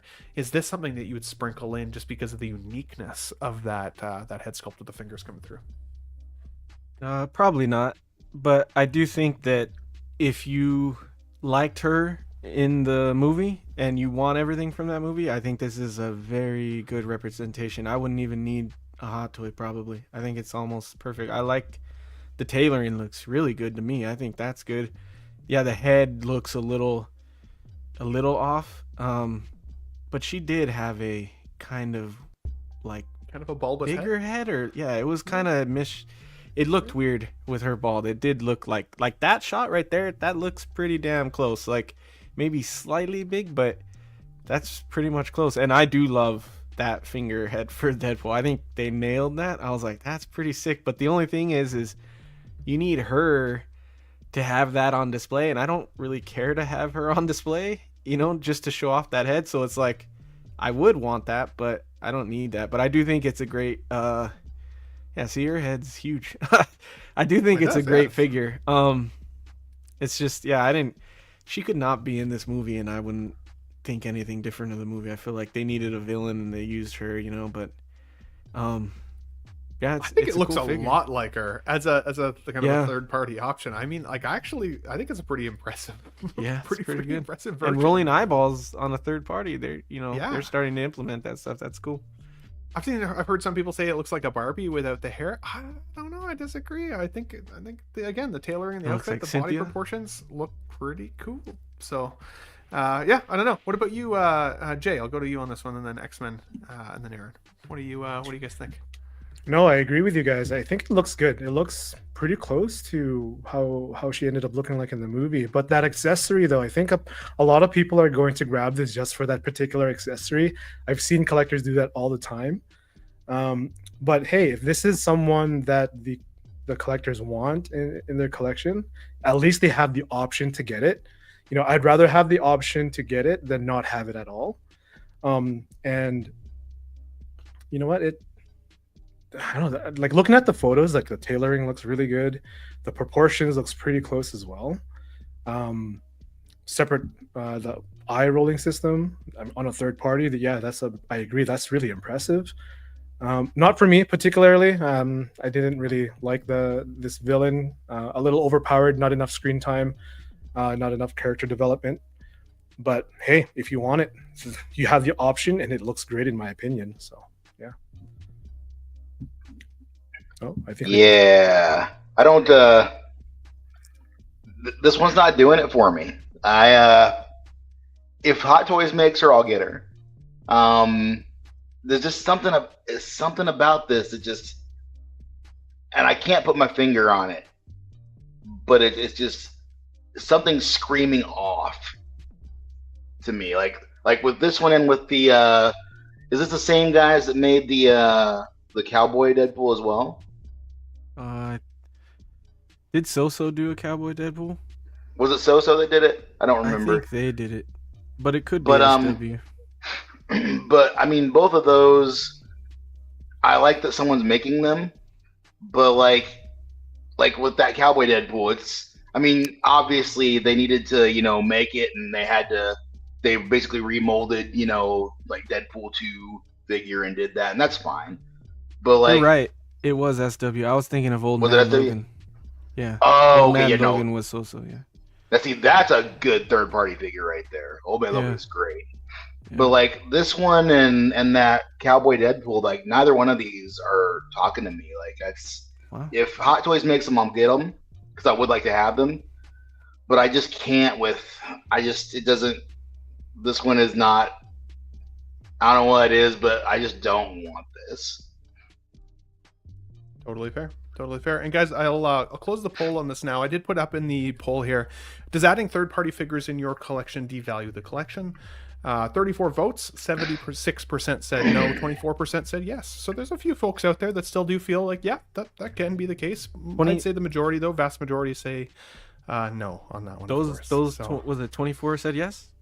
Yeah. Unfriend me. Unfollow his YouTube channel. You hate to see it.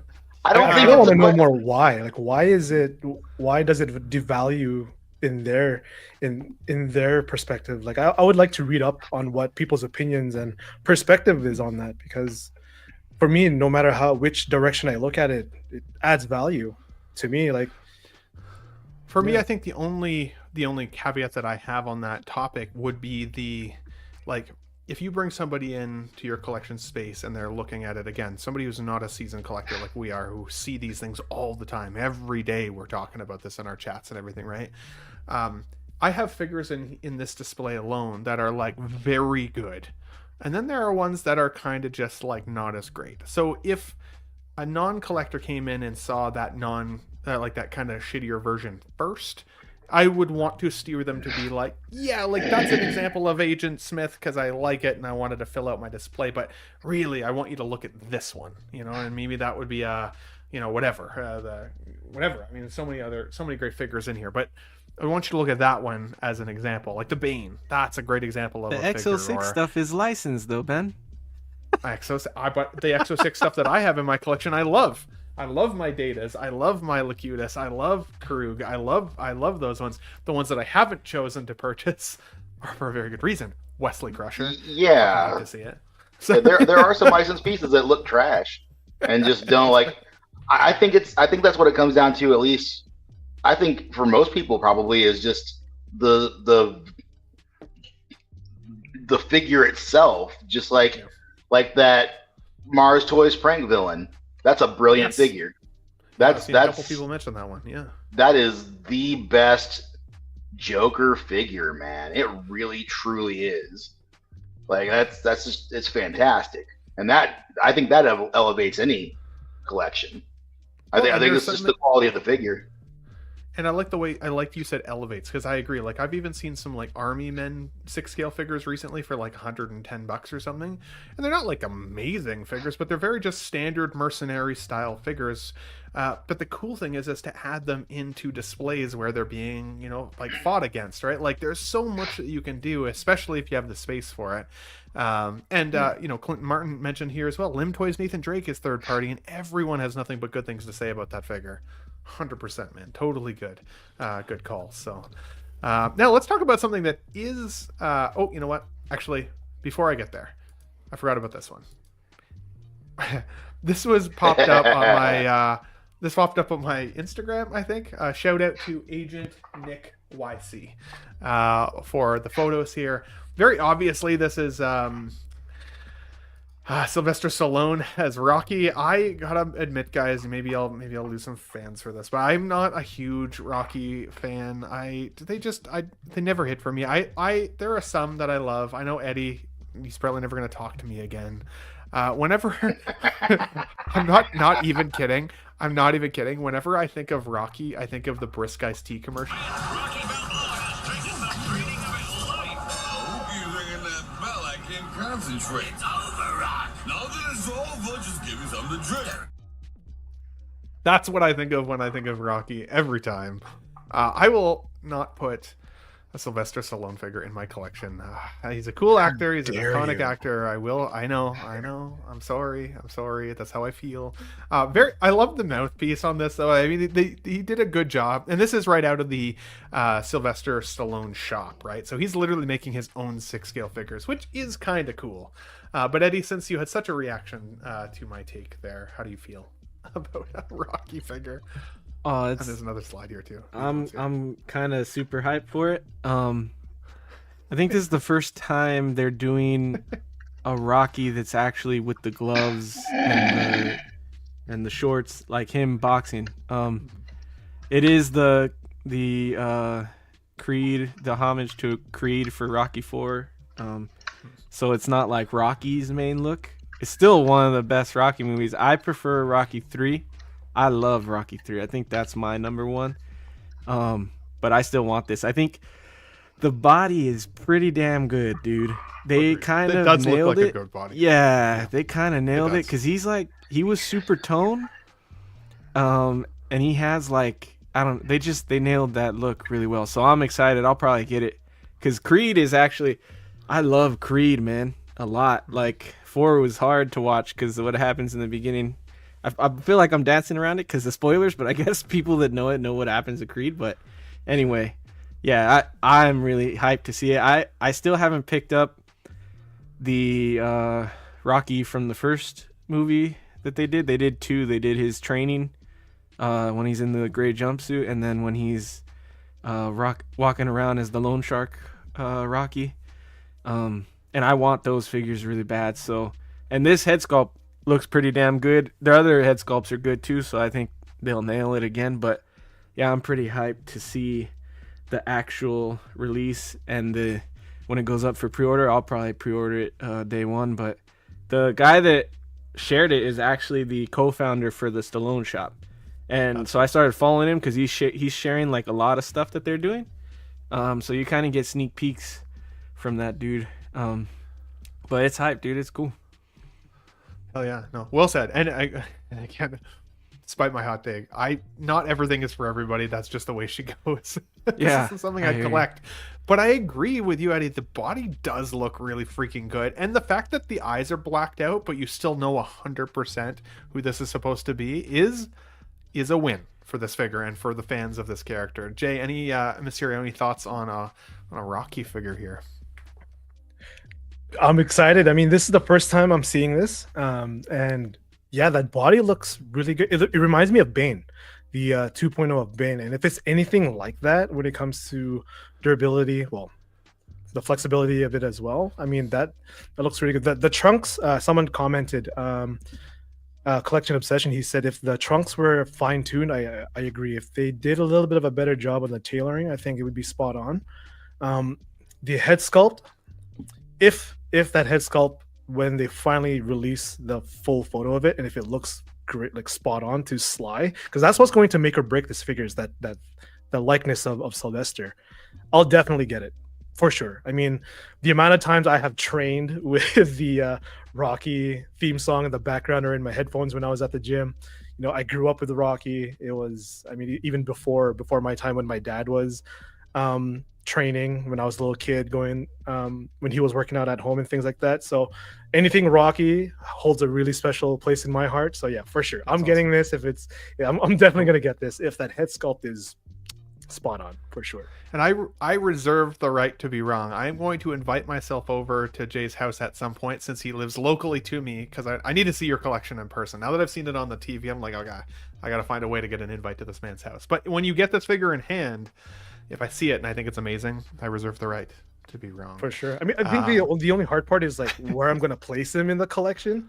Fair. Exactly. I have the Rambo figure, and he goes in with like the Alien Predators and Commando really well. But Rocky's really bright, so I think I might just add him to a different shelf completely. But I'm happy nevertheless to even get this kind of Rocky at this quality, anyways.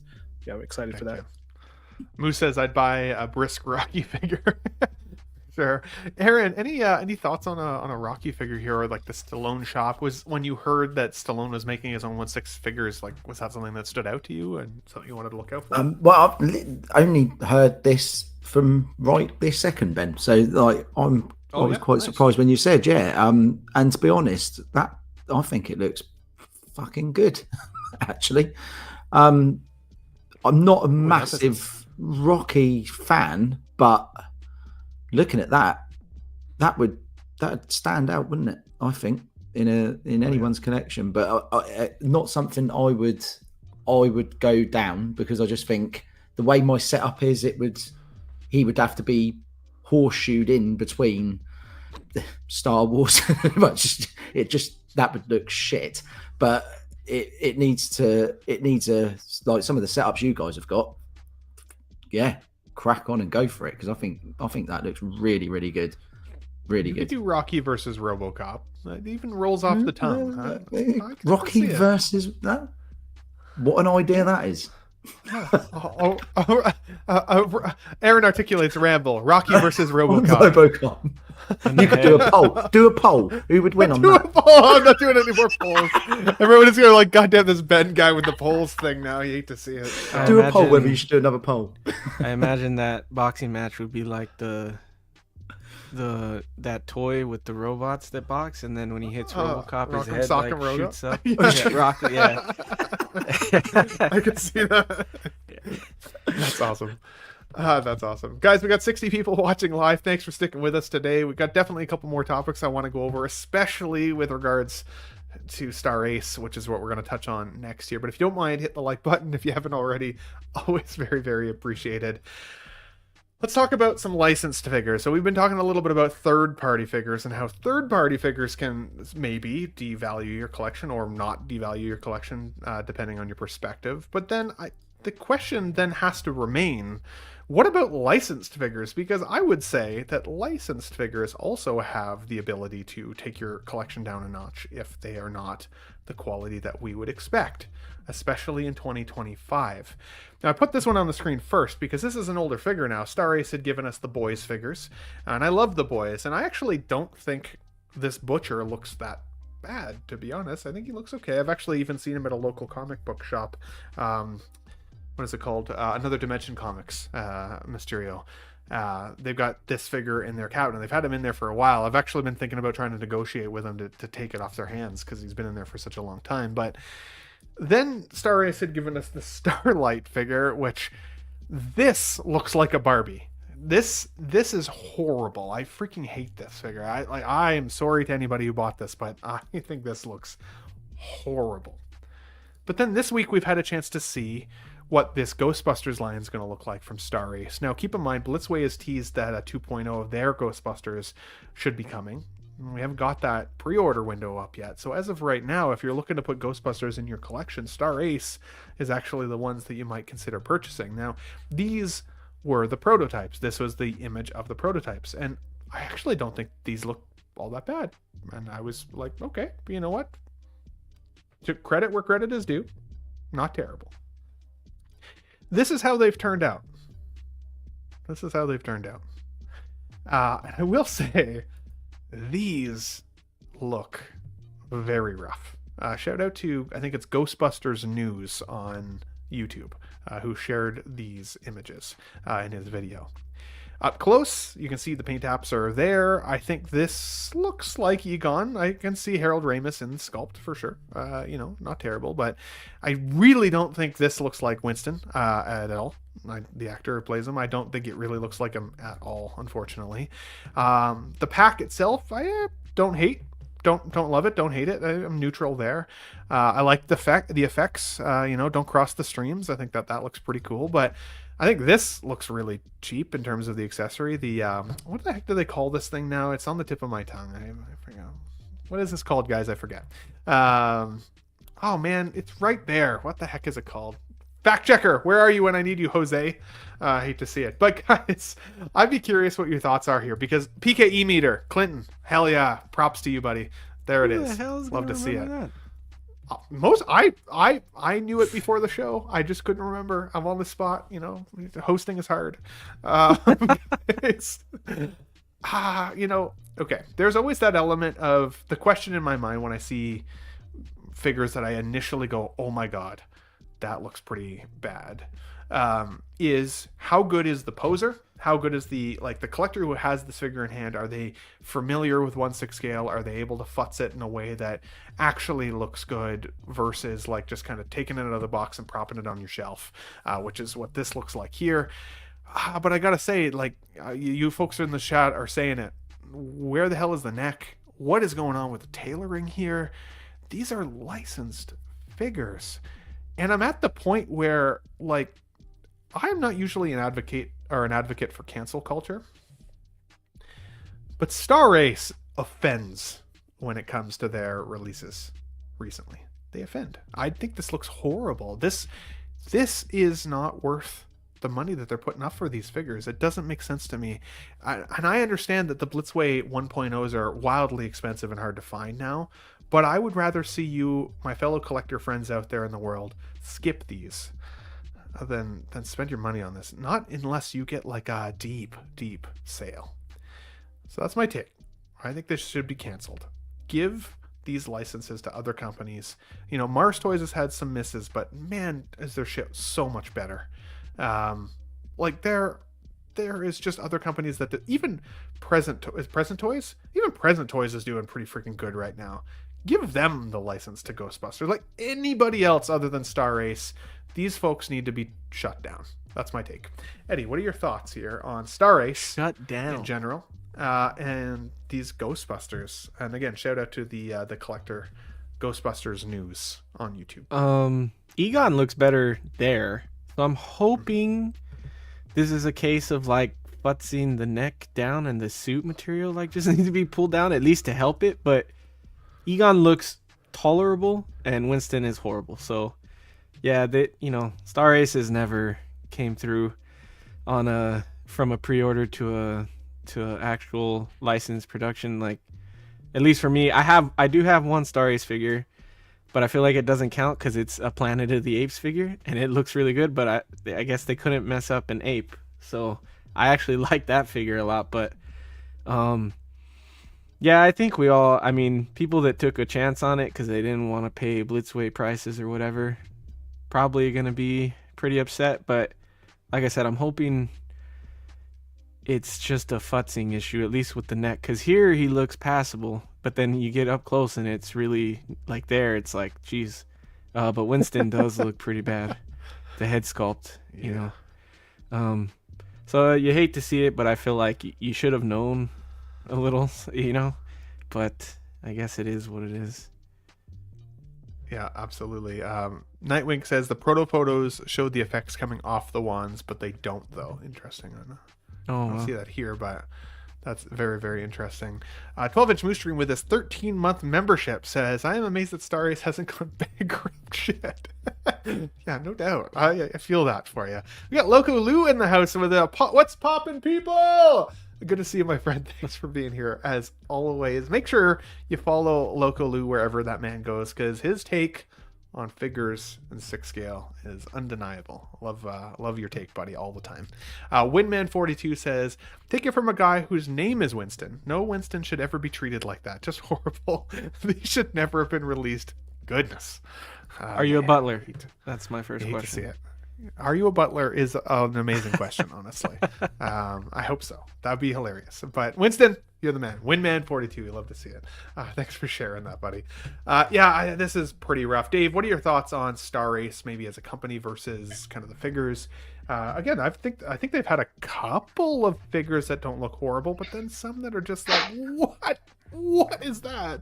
And this is, I think maybe they need to stick to what Eddie's got there with Planet of the Apes, and maybe some of their more cartoon type, because the only figures that I've seen from Star Ace that I thought were good and I haven't really dove into their catalog, but like that Batman Ninja series looked pretty good. That Joker is really nice. Yeah, that's a good And point. I only have one of them. I have the Harley, and I liked her a lot. She's a great figure. But those are more cartoony figures, and I feel like whatever it is they're doing, whoever did that, I mean, they did a great job with those. Maybe they just need to stick to. Maybe they should do like real Ghostbusters. Do the cartoon and not do the live action. Maybe they'll do better with that. But like this, this old constipated McLovin right here ain't cutting it, man. Constipated McLovin. It just ain't doing it. That's awesome. Fair. Aaron, any takes from your comedic perspective of the world on Star Ace? Have you had much experience with? I know you're like still a relatively newer collector, as they say, but have you had any experience with Star Ace at all yet? I've not, and looking at this, I won't. The picture of them both together. Go to that, Ben, again. The one here or this one sort of that. I think that looks just terrible. Like really bad. That's just looks like a couple of people that have turned up at fancy dress. Like, oh, we've come as the Ghostbusters. Like, the sideshow stuff from like years ago. It looks like that to me. Sort of like some of the. I used to have the Bespin Han Solo from Sideshow at one point. Looks like that to me. Like, really, I just can't believe that the quality of the figures that are coming out now, that there's this sort of thing kicking around still. Like, I just think that there's no excuse for them looking so shit. Would be my words there.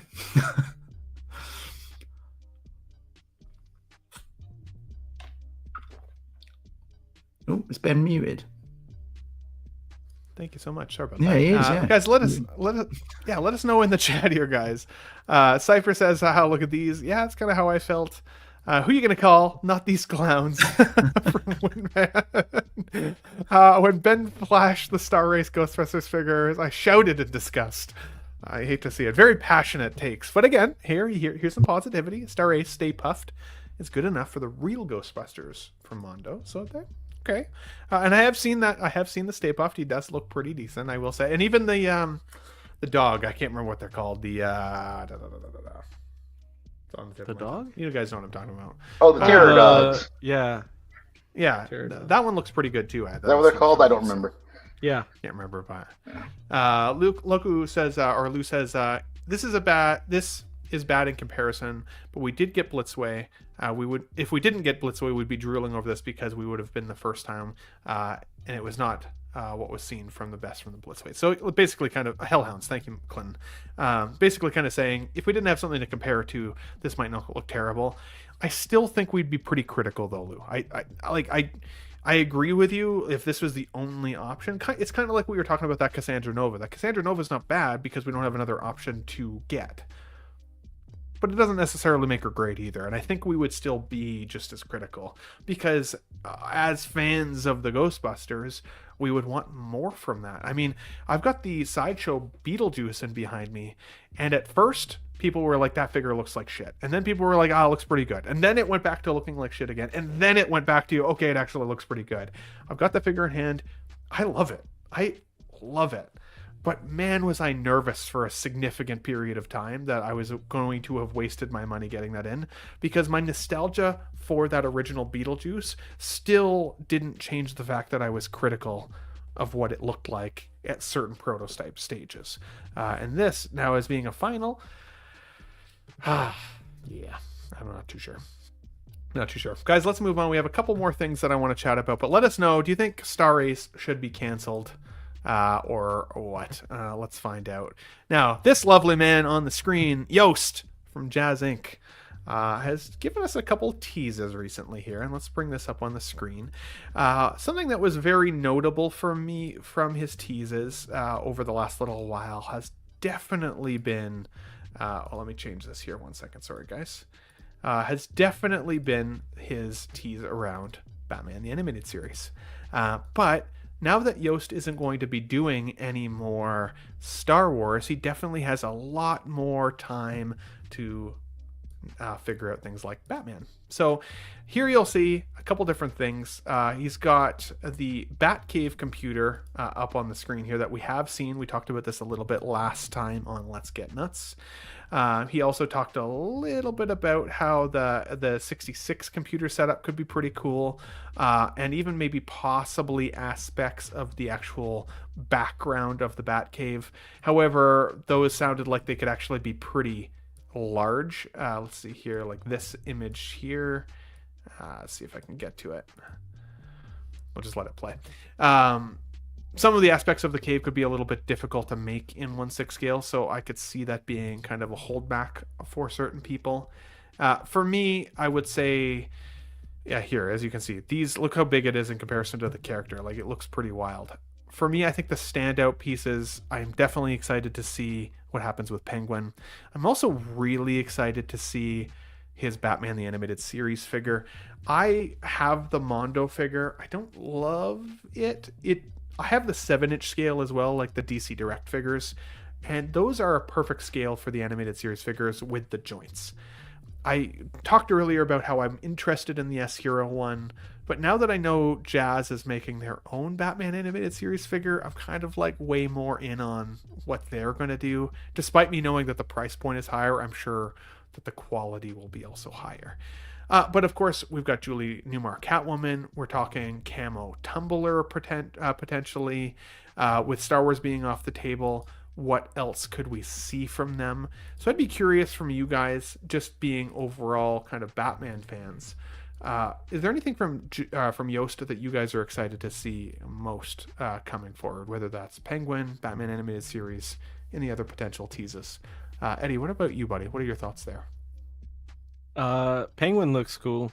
I really like how he's going in depth on the way they're doing the body and the clothes. And originally when he showed the Catwoman, I was gonna skip, and because I've been pretty critical about Jazzinc stuff and the price for what you get, and you do get some good stuff, but it's very pricey stuff, and we haven't seen any figures from him yet other than a couple that were unlicensed. But he teased a couple that I really want in this video, obviously, which is the Batman and Robin, Poison Ivy, and he talked about Freeze. Didn't show any Freeze yet, but yeah, because he's doing those, I think I'm gonna jump in like 100% and get those. And then that's making me rethink, like, should I go back and pre-order Catwoman? And I do like Penguin. Like, I might as well get all my rogues from him. He's doing all of them. He'll probably do the best versions of them. At least until, like, maybe InArt gets into that. I don't even know if they will or not, but I think he'll do the best versions of them. So yeah, I'm very excited for that. And also that Bat computer that he had behind him, the one that you were showing from BVS. I do really want that. It's expensive. It's like $1,500. It's a big piece, and it does have like real screens, real little mini monitor screens, but I love Batfleck a lot.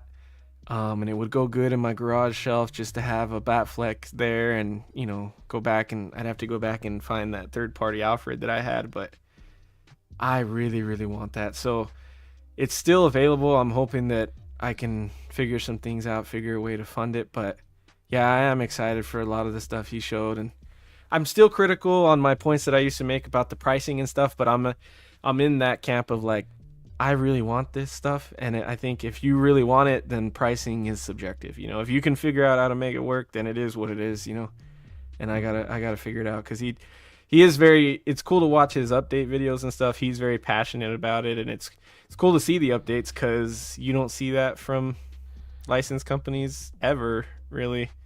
So it is kind of like it's like a fun experience for the collector to be able to be this included into the process. So I do like that whole vibe. So I think I'm excited for what they have coming forward. Totally. And I'm glad you reminded me of the Poison Ivy figure here, because like dude. Hell yeah. I would be definitely interested in an Uma Thurman. And the Poison one Ivy. thing that I'm always like hoping happens when they do her is she has like 4 or 5 different looks in that movie, you know, and it's like we seen with Catwoman, we're likely to get like all of those different head sculpts with him. You know, I don't know how he could do. She has different outfits as well, so I don't know how he'd work that in, but you might have to use the same outfit with the different head sculpts. But, you know, even still, like, I want all of those different looks, especially the head sculpt looks. So I think that's what I'm saying. I think he's the best. Maybe a 2-pack representation. Eventually? Yeah, but I'm excited. I don't know if I for need that. 2 of her, I guess. Maybe that's a bit of a stretch. Because he also mentioned a mechanized Mr. Freeze, the Arnold. I'll be like the you. Actual suit. I'll be like you. I'll be with Catwoman like you are with Heath Ledger Joker. I need all of them, and I need all of them. the best one. So, yeah. That's fair. That's fair. Jay, what about you? Are you a Jazzinc supporter? Are you a Batman fan? Like some of the stuff that he's been bringing out, animated series, Poison Ivy, Bat Computers, all of the things. Like anything stand out for you that you're like, ooh, that's on my radar. Got to figure out a way to get that in house. Yeah, well, ever since last year at the Calgary Expo, one of the vendors brought in pretty much every release at that time from Jazzinc, and you were able to look at it, pick it up, pretty much do like an in-depth investigate the figure, see if it's actually any good. And all the Batmobiles that were there, they were amazing. The details and how Jazz takes all the information that he could gather and implement that into 1/6 figures. It absolutely blows my mind. It's an exciting time for collectors, especially if you're a fan of Jazzinc. For me personally, I just don't have the room for it. I would absolutely love to have all of his vehicles. Don't get me wrong, especially the Bat Computer from Batfleck. It's just, yeah, it's really expensive too, especially converting that into Canadian dollar and all those things. It just adds up, the space, the price, the wait times. But if I was to grab one thing from that whole entire video, it'd probably be the animated version of Batman. Just because I haven't seen one that I've been completely like, ooh, I need to get that. But when this one was teased, I said, okay, I'm pretty sure this is going to be the one, and it's going to be coming from Jazzinc. And like you guys said, you know, pricing is subjective, right? If that's something that's going to elevate your collection, especially how you feel towards it, then for sure, grab it, 100%. I am grabbing the George Clooney Batman, so I think like Poison Ivy would be a good addition. And also if they do an Arnold Schwarzenegger, Mr. Freeze, 100% for sure. But I think I'm going to wait a little bit. Hopefully I don't kick myself in the ass for waiting too long. But the sooner Jazz announces that Mr. Freeze and we see a glimpse of how that looks like, I think that'll solidify my decision on if I will or will not get that line from go into that Clooney Batman, that 100%. Batman verse. Yeah. 100%. Yeah, that Robin figure from Batman and Robin needs to come with some rubber lips, in my opinion, if we're going to get the Poison Ivy figure, you know. Deep cut there. Deep cut. You could borrow some of Katera's lip gloss. Just put a little sparkly lip gloss on. God damn. I mean, it might work. It literally might work. Dave or Aaron, I'd be curious from you, and I just put a poll in the chat. Love those polls today. Having some fun with it. God. What do you guys think about signature editions? Is that something that you are, as collectors, more willing to pay more money for, to get the autograph of the actress or actor with your figure? Because the Julie Newmar figure that's on the screen here, he was talking a little bit about that as well. You know, get the figure, get an autographed plaque to go along with it. Is that something you guys would be excited to pay a bit more money for? Is there the value there, or is that something that's like take it or leave it? What do you think, Dave? It would be cool. It's not something that I need. I've been wanting a Julie Newmar Catwoman for a while, so I'm definitely getting it. You know, it remains to be seen what the price points will be, what the options will be. If, you know, the signature plaque is a thing that, you know, I think is feasible, then sure. but I don't ever display that stuff. Like I have signature plaques for the Batmobiles that I have, and I mean, I don't really. It takes away from the scene for me, you know. Like I don't want to have that there. I have it, and it's cool that I have it, but like it's not something that I need to have. So if it's like, you know, another $60 or something, then nah, I'm cool. But you know, like I said, it depends. But the figure really is the important part for me. Like I want a Julie Newmar, I want a new Uma Thurman. You know, if I can get Yvonne Craig's Batgirl, I'm so fucking happy. Obviously, we're not going to get her signature as well, you know. But yeah, I don't think it's really that big a deal.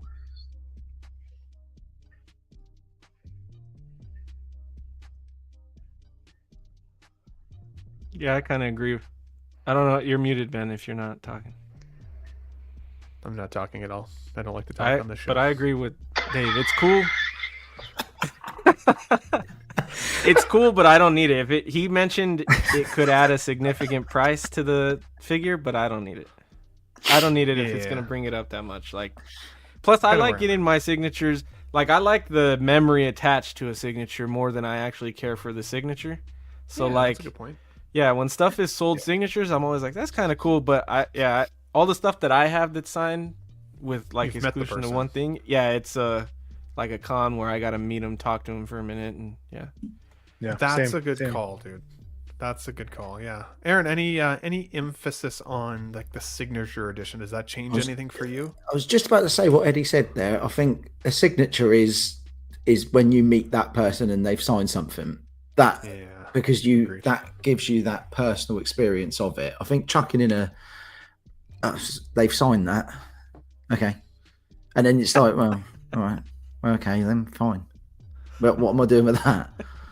I've got barely any room anyway. I haven't got room for a plaque. So like, if I went to a convention and I've taken a figure along with me and I've met the act, like if I took RoboCop with me and Peter Weller was there and he signed it and I've shook hands with the guy, what an amazing experience. That was signed by him and I met him. Sure. But if they went, we've chucked in a little gold plaque here of it. Because you like RoboCop, right? No, I don't know whether I've mentioned, mate. It's a good shirt. Peter's a super nice guy. 4 times I've got. I reckon I've got RoboCop 4 times tonight. That's fair. I can't believe there's no RoboCop in your screen. Oh, here we go. Bit of Kilmer here. There you go. Yeah, so I wanted to quickly pop this up. Mars Toys has shown us a tease of their Val Kilmer sculpt. I think this looks pretty freaking good. I've got the Val Kilmer Batman in behind me. It's one of my favorite Batman figures, despite the fact that it can't move worth shit at all. But I've always thought it would be cool to have his Kilmer self next to it, kind of like we have with Keaton's Batman and some of the other Bruce Waynes that exist, right? But then I would need a George Clooney as well, so like maybe I don't want to go down that slippery ass slope. But Eddie, since you're such a big Batman Forever guy, was this one that you were like, hell yeah, I'm gonna try and get one of those in hand? Or what were your thoughts there? Yeah, definitely. When they showed the teaser, they showed it a long time ago. The grayscale, I think they showed that was amazing. So I'm glad to see we're getting an update on it. It looks pretty good. I think it's pretty good. I don't know. Earlier I was thinking it's like 90%, but it's pretty damn good. I think it's good enough. Especially, I was talking to Jose about it, and we were saying with the glasses on, that's gonna add to it too. And then me and him were saying this, dude. I think you'll agree with us. How cool would it be if they put this out with a swappable head with Jim Carrey's Bruce Wayne look? That would be cool, dope, actually. Dude. I feel like they should do that for sure. That would be sick. But yeah, I'm excited. It's good to see. So, and I'll get it for sure. Yeah, that's fair. Jay, where would you rate Val Kilmer on your Batman list? What number would he come in at? That's a good question. Don't offend Eddie here. This is your only opportunity, by the way. Okay, so Val Kilmer's Bruce Wayne is up there for me. Yeah, I'll give him that. As a Batman, he's a little too obvious as Bruce Wayne when he's playing Batman. I think it's so easy to tell that it's him. But as a Bruce Wayne, he's probably like. See, Ben's my favorite Bruce, for sure. Great name, obviously. Yeah, yeah. And then, oh man, that's tough. I'd say he's probably third. Third. Yeah. Fair. When it comes to like that Playboy suave Bruce Wayne, he's definitely got it. But as Batman, he needs to be a little bit rougher around the edges. That's fair. That's fair. No, I agree. I feel that. I feel that. And just so we guys are aware on the poll here, my question on the poll was, do you like the idea of signature editions from Jazzinc, autographed or actor autographs for more money?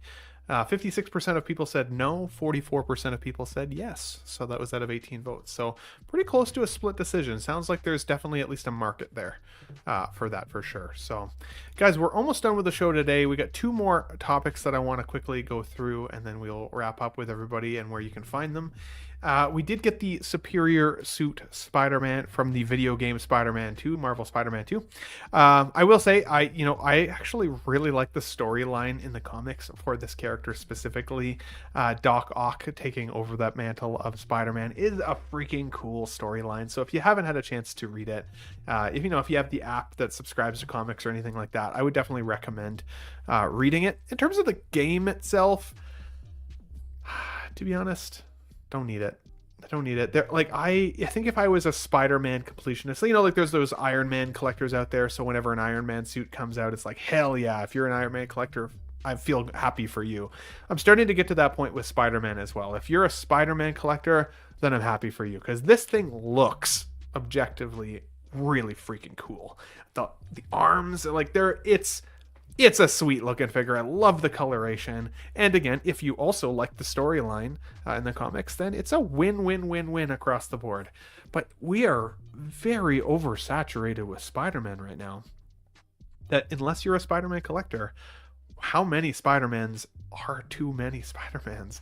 And with all of the cool stuff slated to come out in 2025 and everything we're still waiting on from 2024, what's the priority level of a character or figure like this in your display?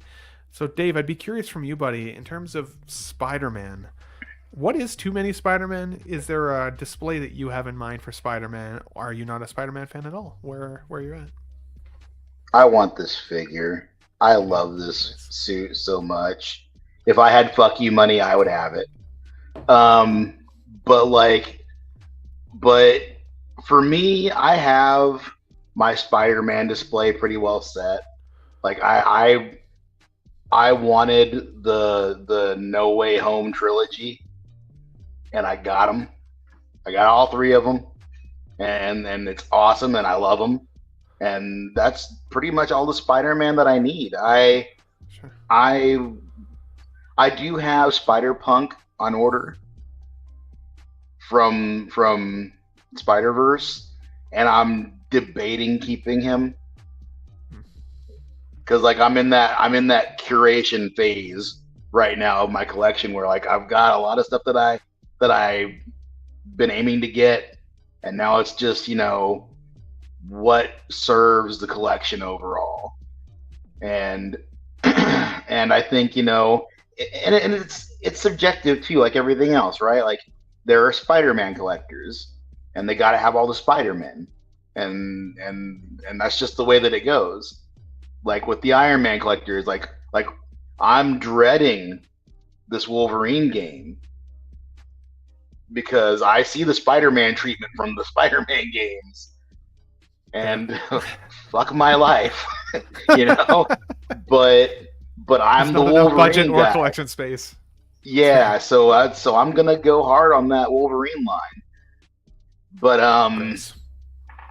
yeah, you hate to see it, unless you're into that sort of thing. But no, I don't think there's a number. I don't think there's a limit for Spider-Man. I think the majority of them look really cool. I think Spider-Man's a great character. You can't go wrong picking a Spider-Man. You can just draw a figure name out of a hat, and it's gonna be a good figure, I think, as far as display, presence, all that, except for the friggin' Reebok suit that they put him in. That's a fuck that suit. But Other than Which one is that, the Reebok suit. Oh, is the it the from the new show? advanced suit 2.0, whatever Oh. the hell it is, Jesus. the main game suit, I hate that motherfucker With so the white much. logo? That's Yeah, funny. that thing is fucking hideous. That is the ugliest damn suit, and everyone's all over its nuts. And whatever. All right, hey, go Reebok, but no, fuck that. Boy, that escalated quickly. I mean, that really got out of hand fast. It jumped up a notch. It did, didn't it? Up a notch. But aside from that, nah. Dave. Spider-Man's great. I love Spider-Man. Hell yeah. Shout out to Geo, the movie canon. Get them all, Dave. You deserve it. Happy to see you here, buddy. Make sure you go and subscribe to the movie canon when you get a chance. Great show over there. And Geo, let me know when there's a free seat at some point, buddy. I'd love to join you again at some point. It's been a while since we had a chance to chat. So, and well said, Dave. Well said. Aaron, any final thoughts here before we move on to our final figure of the day on this Spider-Man? Not really, Ben. No, I mean it does feel like there's a lot of Spider-Man that you can pick and choose from at the moment. I've pre-ordered the Amazing Spider-Man Garfield one that's coming out, or hopefully should be this year at some point. But that's only because I've always felt I needed to just represent Spider-Man in my collection, and I only need the one. But granted, I've got 3 or 4 different versions of Batman, so I totally get if people want to keep adding different But it does feel like there's a lot. It just does feel like there's a lot of Spider-Man ones coming out. But I think there must be a market, mustn't there? People must be just adding these in 100%. Yeah. Like people love Spider-Man as much as I love Batman, so must be happening. But yeah. You know what? I once said it on, I think it was Collecting Weekly. It's a bit of a cop-out, but this is one of the only games, this and Spider-Man 1, like Marvel Spider-Man 1, one of the only games on PS5 that I've ever platinumed, like beat the game 100%. Yeah. And because they give you the ability to collect all of the suits in the game and they're playable, I actually feel less inclined to collect them. I think it's because I can actually play with them that I get a lot of joy. So I don't feel, I feel like I've already collected them. I just haven't collected them in a 6 scale verse. It's more of an in-game collection style. Yeah, the NFT. Yeah, I get that. It's a bit of a cop-out. It's the way that I justify telling myself, no, you don't need these. You know what I'm saying? So, absolutely. Yeah, it makes sense. That does make sense. Valkyrie Magnus says, the Ben Thomas Show's tonight's episode of the movie canon will be fun. We'll find out. I don't like to put the cart before the horse, but I'm assuming it will be very fun. For sure. Guys, let us know what your thoughts are on Spider-Man, the superior suit. Is this one that's for you or not? Let us know. Be curious. Last, but certainly not least, we have Squid Game is here in 1/6 scale. Now, once again, this goes back to my theory that Cosbys or Cos babies, or all of the things, 80% of the time come to fruition in 6 scale.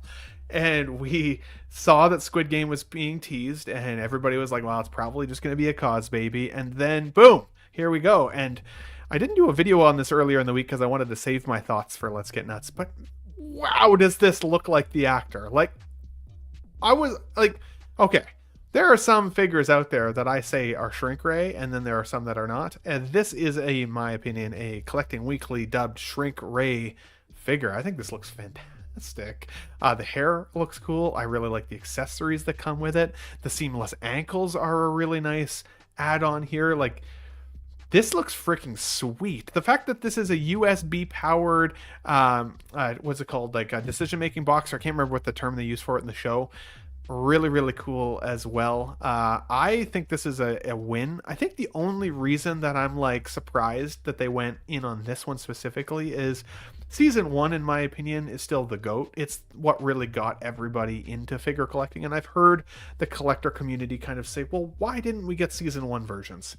I think it's because it was like lightning in a bottle. I don't think that any 6 scale community, or any 6 scale company, I should say, thought about making those figures, because I don't think that they thought that show was going to have the level of popularity that it did. But because we were all COVID, folks who were stuck indoors trying to find desperately new shit to watch, and all then as a result collectively loved the show, now they've had the opportunity to make this. And while I think you would look bored in the display at times, I'm not going to lie, this is exactly the expression this dude makes pretty much all of season 2. They nailed this. Are they going to make other characters? Probably. They got to make frontmen. They got to make some of the guards. They got to make some of the others. But yeah, this is pretty cool. And I think for me, actually, a buy. I think I'm going to pick this up. Eddie, have you seen Squid Game? I can't remember where you were at. I know I asked everybody at the beginning of the show, and then I don't remember who said they've seen it. So, Eddie, what are your thoughts here on this character?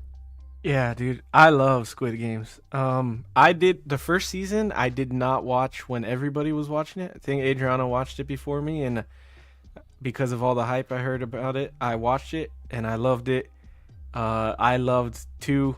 I might have loved 2 more than 1. And I love Gi-hun, dude. And I don't know that this is necessarily the reason why they're doing it now, but also in this movie, he's more of a hero. Like, yeah, I won't spoil what season 2 is about for anybody that hasn't watched it, but in this movie, it's much more of like an investigation on the games, trying to get behind it and how it was created and get to the bosses and everything. So maybe that's kind of why too we're getting an actual figure, because now back then they're all just normal contestants, and now he's kind of like, he's almost like a vigilante going in, and it's like, so it makes me want him even more. But yeah, when I saw this dude, I was like, oh, that's a dopo, because he's an amazing character, and then the head sculpt is sick. And oh god, yeah, so I'm super. I ordered it immediately, and I have my Ganji set right here that Mike's Adventure World printed me out. So I love Squid Games, man. I'm hyped to see. And now I pre-ordered Gi-hun. The only other one I'd probably pre-order is I don't want to spoil it, but what's his character name? The other guy that's like helping him, but he's also number like 1, like the number 1. Yeah, I'll call him number 1. The front man. Yeah, the front. Yeah, I would get him to go with him if they made him. But yeah, dude, the accessories are amazing. The voting thing is really cool. Like that. I'm not usually like a big diorama guy, because I like more space. Like Aaron said, like we don't have a ton of space for things, so like I don't use a ton of dioramas, but I will definitely use that with him from time to time. So it's cool. The only other accessory I wish he came with was either like a little 38. I think he used a 38. And then like, but you can get that from another. I can pull it from some other figure and give him a gun or a machine gun, to have him in like a gun pose or something. But yeah, dude, this is cool, and I like when Hot Toys does like random other licenses that aren't the main IPs. So they don't always get me with them, but this one was definitely a fun surprise. So I'm hyped. Hell yeah. And to be honest, Eddie, this also opens up the door kind of imaginative wise. Like, this is a Netflix property. If Hot Toys is starting to create Netflix properties, what other Netflix properties could we then see as a result? Well, yeah, of we saw format? We saw the One Piece stuff too, right? That was so yeah, I'd love to see some other Netflix stuff. Well, Witcher is on there. Stranger Things is coming, Dude, season for sure. 5, right? Like, there's a bunch of stuff that they could go in on if they We're wanted. gonna get the Hemsworth one though. They aren't gonna do the. You hate to see it. It'll be Liam, not Cavill, probably. For sure. Dirk Diggler Stunt Double says, "Is it wrong that I want the old man from the first season?" That is one piece that I say, Dirk, in terms of collecting, is that I actually felt more connected to some of the characters in the first season. There's a couple of characters, like I can't remember what her name is, but the girl who makes it to the end of the first season, I would have liked to see her. She was badass. Him, of course, as well, the old man. Like, there's a couple characters I think I would have rather collect from the first season, whereas from the second season, I would say, without spoilers, the front man and this are the only two that I would really actually want to collect. I think, but still totally agree on that there for sure. Jay Mysterio, what are your thoughts here on Squid Game coming to 6 scale Hot Toys, and what are your hopes for what we might see even from Netflix? Yeah, this is a really good release. The head sculpt is, like you said, you you said it perfectly. It's like a shrink ray. That's exactly how I saw it when it was first released, and I got excited for it. It's just I'm hoping it comes out with more. I'm just hoping they get more involved into the lineup. Like even the guards, even just give us one guard with the different shaped masks. That would be a good That's one. a good point. They could do all of them in one. Yeah. Yeah, Oh, I think easy. that would be perfect because I think it would piss off the community if they released one of each. Oh, yeah. But knowing unless Hot they're like Toys, really reasonably priced, right? If they could do it at like $1.70, then sure, make them separate if that's what comes down to. But anything more than that, I think, would be a bit of a piss off.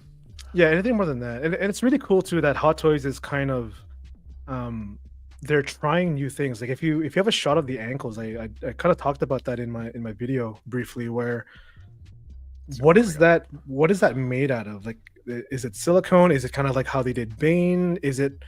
Does it come apart at the knee? Like it's hard to say exactly what that is because there is a photo shot where he's kind of like walking up the stairs, kind of where the knees or the ankle is completely bent. So I'm curious on how they actually do that, right? So with that being said, like I wonder because like my Arkham Asylum, what's it called? Jared Leto Joker. He's got the seamless feet, so that's the only time I'd ever otherwise seen it. But these are like fully like you can't articulate them at all, right? Like they just are what they are. So if there's any level of articulation, I agree. I'd be curious to see what that means for that character. Yeah, and that just brings out so many other options for different figures as well for future releases. That kind of technology where everything is going to be seamless now. So it is an exciting time, and seeing this little bit by little bit with every release, how technology is changing. I mean, since in art. We all got to agree the quality of Hot Toys has gone up.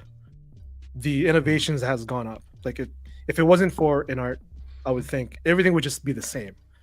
And with these head sculpts too, like man, it's getting crazy. It's like if you show this to just a regular person, they'd be like, oh yeah, that's a photo of Gihan for sure. That's a photo. 100%. Right. Yeah. And when I first woke up, I was like, hey, what the hell? This is a hot toy. What? So I kind of like got to zoom in, rub my eyes a little bit, and go, yeah, shit, it really is. But hopefully, Hot Toys does release the frontman and at least the guards. Even if they don't release frontman, at least the guard with the interchangeable masks. They have the mask there, so maybe they're teasing it, or I didn't even think that could be like a tease. Yeah, could be. Yeah. The accessories is really good. I mean, with USB-C. I mean, moving forward, everything should be USB-C. Like, totally. Like Hot Toys, for fuck's sakes, we still have Iron Man that use button cell batteries. Come on, like, what are we doing here? Like, can we just have one centralized plug and have the whole damn thing light up? Come on, like, what are we doing? So, we'll see. For me, it's like I just don't know where to put him. Not yet, because I can't afford to put him on one shelf, and if I put him beside anyone else, it's gonna look a little bit weird. But if I have maybe 2 or 3 from the same line, then okay, I could justify grabbing the whole crew, so to speak. Well, and it's interesting for me because recency bias always plays a bit of a factor in my collecting habits. I've noticed as well, right? So like when Squid Game season 1 came out, I was like, oh man, wouldn't it be cool to have a guard, or wouldn't it be cool to have this character, or wouldn't it be cool? And then slowly my love for that faded a little bit over time as, time gets, gapped in between, and you start to love other shows and all of the things, right? I loved Arcane, and I immediately bought Jinx because she was available. I loved it. I wanted that character. And then Vi, I've got her coming too. But if there'd been a year or 2 year gap in between the character being able to be purchased and that first season or second season, would I have felt the same way? And for me, I just watched season 2. So I'm like, okay, I could see that in my collection. But really though, when I think of myself in a year from now, and I think about the collection space that it takes up, and I think about all the other characters that I'm really excited for, do I really need it? Or is it recency bias? Do I think it's really cool today, but if you ask Ben from the future, did you buy it? Is the answer going to be like, no, because I chose to have a spot for something else? That could be the case. Hard to say though. I think as collectors and people who are filled with nostalgia, there's a element of that. I know our buddy Dean the Dream Martin, I love that guy. He literally had a custom figure made of the guard. Spent a bunch of money on it to get it like custom made. And then that third party option came out, and he was pissed because he was like, I spent all this time and money and effort to get it, and then boom, there's another version available. As I said, now will he collect any of it? Hard to say. We'll find out on Tuesday on Collecting Weekly. But for now, as I said, this might be more recency bias for me than anything. But I also have to say that in terms of 6 scale, and one of the reasons I started collecting Hot Toys was finding figures that look like the person shrunk down into 1/6 scale. And in this case, I think they did an amazing job with that. They announced Gihan at a perfect time too, where it's like, without spoilers, it's so hard to talk about it without spoilers, but at the end of season 2, with it going into the 3rd, it leaves that urgency, be like, oh, I'm super hyped for this right now, and I can't wait for the 3rd to come in, right? So I think it's a good time for them to actually release this particular version of Gihan, and not from the first season. Sorry. So yeah. Hell yeah. Well said, guys. Well said. Thank you for all your thoughts on that. Today, that is the Let's Get Nuts show. I do want to highlight, of course, for everybody there, that if you are a channel member, I've decided that I'm going to do another giveaway here. I've been waiting to do one for a little while. I was waiting to hit maybe 55K or something along those lines, but it's taken a little while longer to get there. So if you are a channel member, as of next Sunday, we are going to do a duck race for a Xenomorph Hot Toys. I think that's the one that I think is cool. It's a bit expensive. I'm pulling that out of money that I've got from channel memberships and super chats over the last year. So I would like to give back to you, my channel members, the folks who have supported me all this time. Again, earlier we mentioned 18 of us are over a year channel member. I love you guys. Thank you so much. But everybody else is working towards it. If you are a channel member, you will be entered in the draw. So make sure you tune into Let's Get Nuts next Sunday for the duck race for a Hot Toys Xenomorph. So stay tuned for that. Okay, guys. In terms of the show itself here, we had some wonderful panelists today. I could not have a successful show without you guys. Mysterio, Meotics, Jay, thanks for being back, buddy. This is where you can find Jay on YouTube. He's gone from 63 subscribers to 1.96 subscribers. Holy crap. That's pretty impressive. You're going to be Ben Thomas show numbers here any day now. I'm going to have some competitive, lovely competition here in Calgary. But dude, I'm happy for you, man. Tell us where you can find us, what's coming up next on your channel, or something to shout out there. Yeah. Well, no, thank you. I mean, you inspired, actually. You got the creative juices flowing when you invited me onto the Ben Thomas show, and then now it's just like, now that I'm filming and taking photos of the collection, I'm finding this resurgence of appreciation for what I actually have. And you opened that door for me, and I want to say thank you. I really appreciate you taking the time. And even though I was a stranger, buying Catwoman from you, you got that going for me. So no, thank you. So you guys could all find me at YouTube, Facebook, and Instagram, mysterio.meotics. Videos, I try to post a lot of funny shorts here and there, see what's trending, and I kind of just mix it up for the collecting community. For the videos, I want to do something different, maybe some comparison videos, like let's say all the Supermans. We'll see how it goes. I just want to have fun with it. And then if people tune in, then they tune in. I appreciate the support. I mean, I was blown away by everyone. It's over almost 2,000 in less than 2 weeks. That's insane to me. So thank you to everyone, and thank you, Ben, and all the panelists who've joined. I had a great time today. It was a lot of fun. Hell yeah, dude. Hell yeah. Always happy to have you. Welcome here anytime. Like I said to you guys in the private chat and Let's Get Nuts chat, it's nice having some regulars, because otherwise I always fear that I'm going to just show up by myself. And well, some people say that I should do some solo streams at some point. It is nice to have friends to chat with and ask questions of. So I love you guys. Thanks for being here, Jay, for sure, man. And yes, subscribe to Mysterio Meotics. Let's get him over the 2K gap. That's the fastest I've seen anybody get to 2K, so hell yeah. Valkyrie Magnus with a $4.99 super chat, dude. Thank you so much for your generosity, my friend. It is appreciated. And always all of your wonderful comments on my videos. It's nice to know that you're always watching out there. So this is for you, good sir. Thank you. Thank you. Thank you. Thank you. Thank you. Thank you, my friend. I definitely appreciate the generosity there, of course. Now, of course, we have our other esteemed panelist today. Aaron Articulates here. Again, we mentioned at the beginning of the show, has a little bit of topics on 6 scale, rants, rambles, raves, topics about life. Some of my favorite videos of yours so far, Aaron, are definitely your rants, because when you get flowing, when you get passionate, when you get heated about something you're talking about, it's freaking hilarious. And you have a fan in me, you have a fan in the girlfriend, and I'm hoping to gain some more fans out there in the world. But tell us what's coming next for you, good sir, in terms of your show. That's great to have you and your girlfriend as fans, Ben. And in fact, I could close the channel now if you're a fan. That's it. Just us two. I've ticked it off. Yeah, no. It's been this has been, and again, as Mysterio said, like you've helped me here, because you spotted something that everyone was saying. They were saying that my weekly video with the 6 scale stuff, everyone enjoyed the story of the week at the start, or the rant at the start, more than the figure stuff. So yeah, we've swapped it up and we've gone with this now. And coming up this week, actually, it'd be me, Pete from OFAC, and Ian from OFAC, and Jim Collector, who I think was in the chat earlier. Whether he's still there now, I don't know. Awesome. But we are going to be doing a sort of a pre-recorded rant where everyone brings a topic of discussion to the table, and we just literally rinse it. And that's what we're going to do. That's what we're doing. We're ranting, we're raving, and we're rambling about stuff that just pisses everybody off.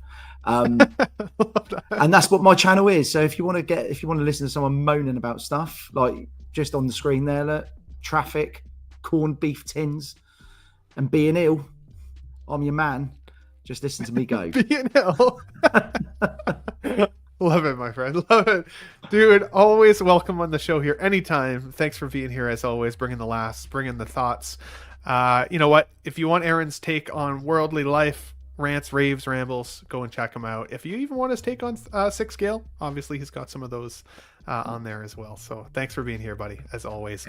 Pete 1 6 scale, OFAC, Only Fools and Collecting from Collecting Weekly, was supposed to be here, so I made him a slide, but he was sick, not feeling so well. However, make sure you go and subscribe to Collecting Weekly. They are now over 70K subscribers, on the road to 100K. I know Zach wants that plaque behind him, and I am rooting for him for that as well. But Only Fools and Collecting is a playlist within Collecting Weekly, and that's where our British correspondents from across the seas get together and swear a lot while they talk about hot toys. So definitely go and subscribe to Collecting Weekly so you don't miss that. I know Aaron will be on that show occasionally there as well, representing the British take, of course. So yes, Collecting Weekly, Only Fools and Collecting. Again, some housekeeping here briefly before I get to my last 2 panelists here. Membership badges, these are our membership badges updated. I have pinned the membership at the top for you guys. Of course, you are here with the Ben Thomas Show. Everybody in blue is over a year channel membership now, and again, everybody on this list, all 38 of you, will be added in for the draw, the duck race next week, next Sunday. Let's get nuts, don't miss it, for the draw on the Xenomorph, Hot Toys Xenomorph. Dave, anything coming up for you, buddy, this week that we can find you at? I know you said you're working. Are you going to be jumping on any more streams? Yeah, I'm gonna be over on the Canon Council tonight. Gonna be hitting that up. Hell yeah. And yeah, man. Other than that, just trying to get some more money for all these figures I gotta buy. Just living my goddamn life. Just sell that Yeah. TV in behind you. If it's a hotel TV, they don't need it. Fine. They really don't. I haven't even been using it. I don't even know what they're. What is it even for? Who knows? Yeah. Dave, dude, always a pleasure to have you here, man. Thanks for bringing the laughs and the energy again on the show today. Love you, buddy. Eddie, yes. last but certainly not least, the money, the hot take man. I am sure I will see you on Tuesday this week. Sorry, I've missed a couple with you boys there the last couple weeks, but anything coming up for you this week, man, that you're excited about? I'll be on, like Dave, I'll be on the Canon Council tonight. So, and we had a Good Friday stream last week because of the Super Bowl, and tonight might be looking like a Friday stream because I think most of us have tomorrow off. Dave doesn't, I don't think, but I have tomorrow off at least, so I will bring the fun like we did on Friday. But I think that's all. I mean, Tuesday, yeah, there's a chance I miss Tuesday. What do you mean you bring the fun? Like, what's that? Yeah, like I think we were drinking last week and just we were a little more like high energy because we didn't have to go to work on Monday. So the Friday stream was fun, but should get another one tonight. But yeah, Tuesday, there's a slight chance I might miss Tuesday because I might work out of town, but we'll see. I hope I don't. But yeah, we'll see. And then the rest of the week, I don't think I got anything until next Sunday. But because we talked about me moving around the collection stuff, I do want to work on a collection tour. I've never done one of those videos, and I know everybody does them at the beginning of the year. I just need some stuff to get still. I was going to try to put one out quick and do it like either last week or this week, but there's a couple more things that I want to get before I do a tour, so at least there will be one coming this year, hopefully in the next couple months, I hope. But I need to get a couple more details, and I want to put like some kind of shelves here in the corner for I have some statues still, and I got like a space right here that'd be good for statues, so I'm gonna work on that, and hopefully I could do a collection tour. But yeah, thanks for having me on. Glad Sundays are back. Glad I could be on, and yeah. Going to try to be a little more consistent with it in 2025, but it is hard. Sometimes Sundays just are not a good day to take 3 hours to stream, but I always feel like I've missed it when we don't have a show. So just anybody out there watching after the fact, even or during the show right now, I apologize when it's not as consistent, but I'm going to try and do it the weekly as we always do, to the best of my ability. Make sure you guys go and check out the movie canon tonight. All of these lovely folks, or several of these lovely folks, I should say, will be there, including other awesome guests. And all of our other friends out there in the world as well. You know, Collecting Weekly, Will Foxification Channel, Jedi Knights Watch. Of course, when I like the Wednesday show on Lael's channel, 16 Scale Man. Lots of great shows out there. That's just to name a few. So guys, support everybody in the community. We have fun with it. But all of that being said, we have 44 people still here live with us. Please hit the like button on your way out the door. If you forgot, it would definitely be appreciated. Let's give a special final shout out to all of our Tough Nut channel members. We got Elvin J Collecting Weekly, Money Mendez, 1 Adam 12, 6 Scale Mafia, 1 6-Figure Focus, Feezy's Figures, King Dingaling, Sith Scale Collector, 12-Inch Moose Dream, The Batman, The Movie Canon, Parks Industries, SpongeBob Square Balls, Honest Hansel, Peter Cass, Harry Dempsey, Ryan Smith, Collector Joey, Sam Gist, Rachel Miller, Jose G Hernandez, Jose Plus of course, Figure in a Bubble, Collection Obsession, Blurred Dad Life, Balls, Alex Serrato, Pop Culture Relics, Daniel, SC, Figurecraft, Trevor Weed, Big Rib, as Dean would say, X-Men Supreme, Don Matan, Monroe, Corbeil. He actually is a buddy of mine out there in the world, so shout out to him. We got Valkyrie Magnus here as well, OG fan when Star Wars was just Star Wars, Tijuana Mike, aka King Churro, and to all of you folks who are not channel members but are just here in the panel or in the chat, I love your faces. Thank you for watching us today. Get Nuts on a Sunday. We will see you guys next week. Don't forget about the channel membership giveaway. Make sure you guys are there for that show. It's going to be an exciting one. But all of that being said, let's say it. Eddie, we got nuts. Thanks for watching, everybody. Wow, what a great audience. Be sure to subscribe to my channel if you haven't already. Subscribe and makes you feel good. Where should I go? What should I do? Frankly, my dear, I don't give a damn. It's gone. It's all gone.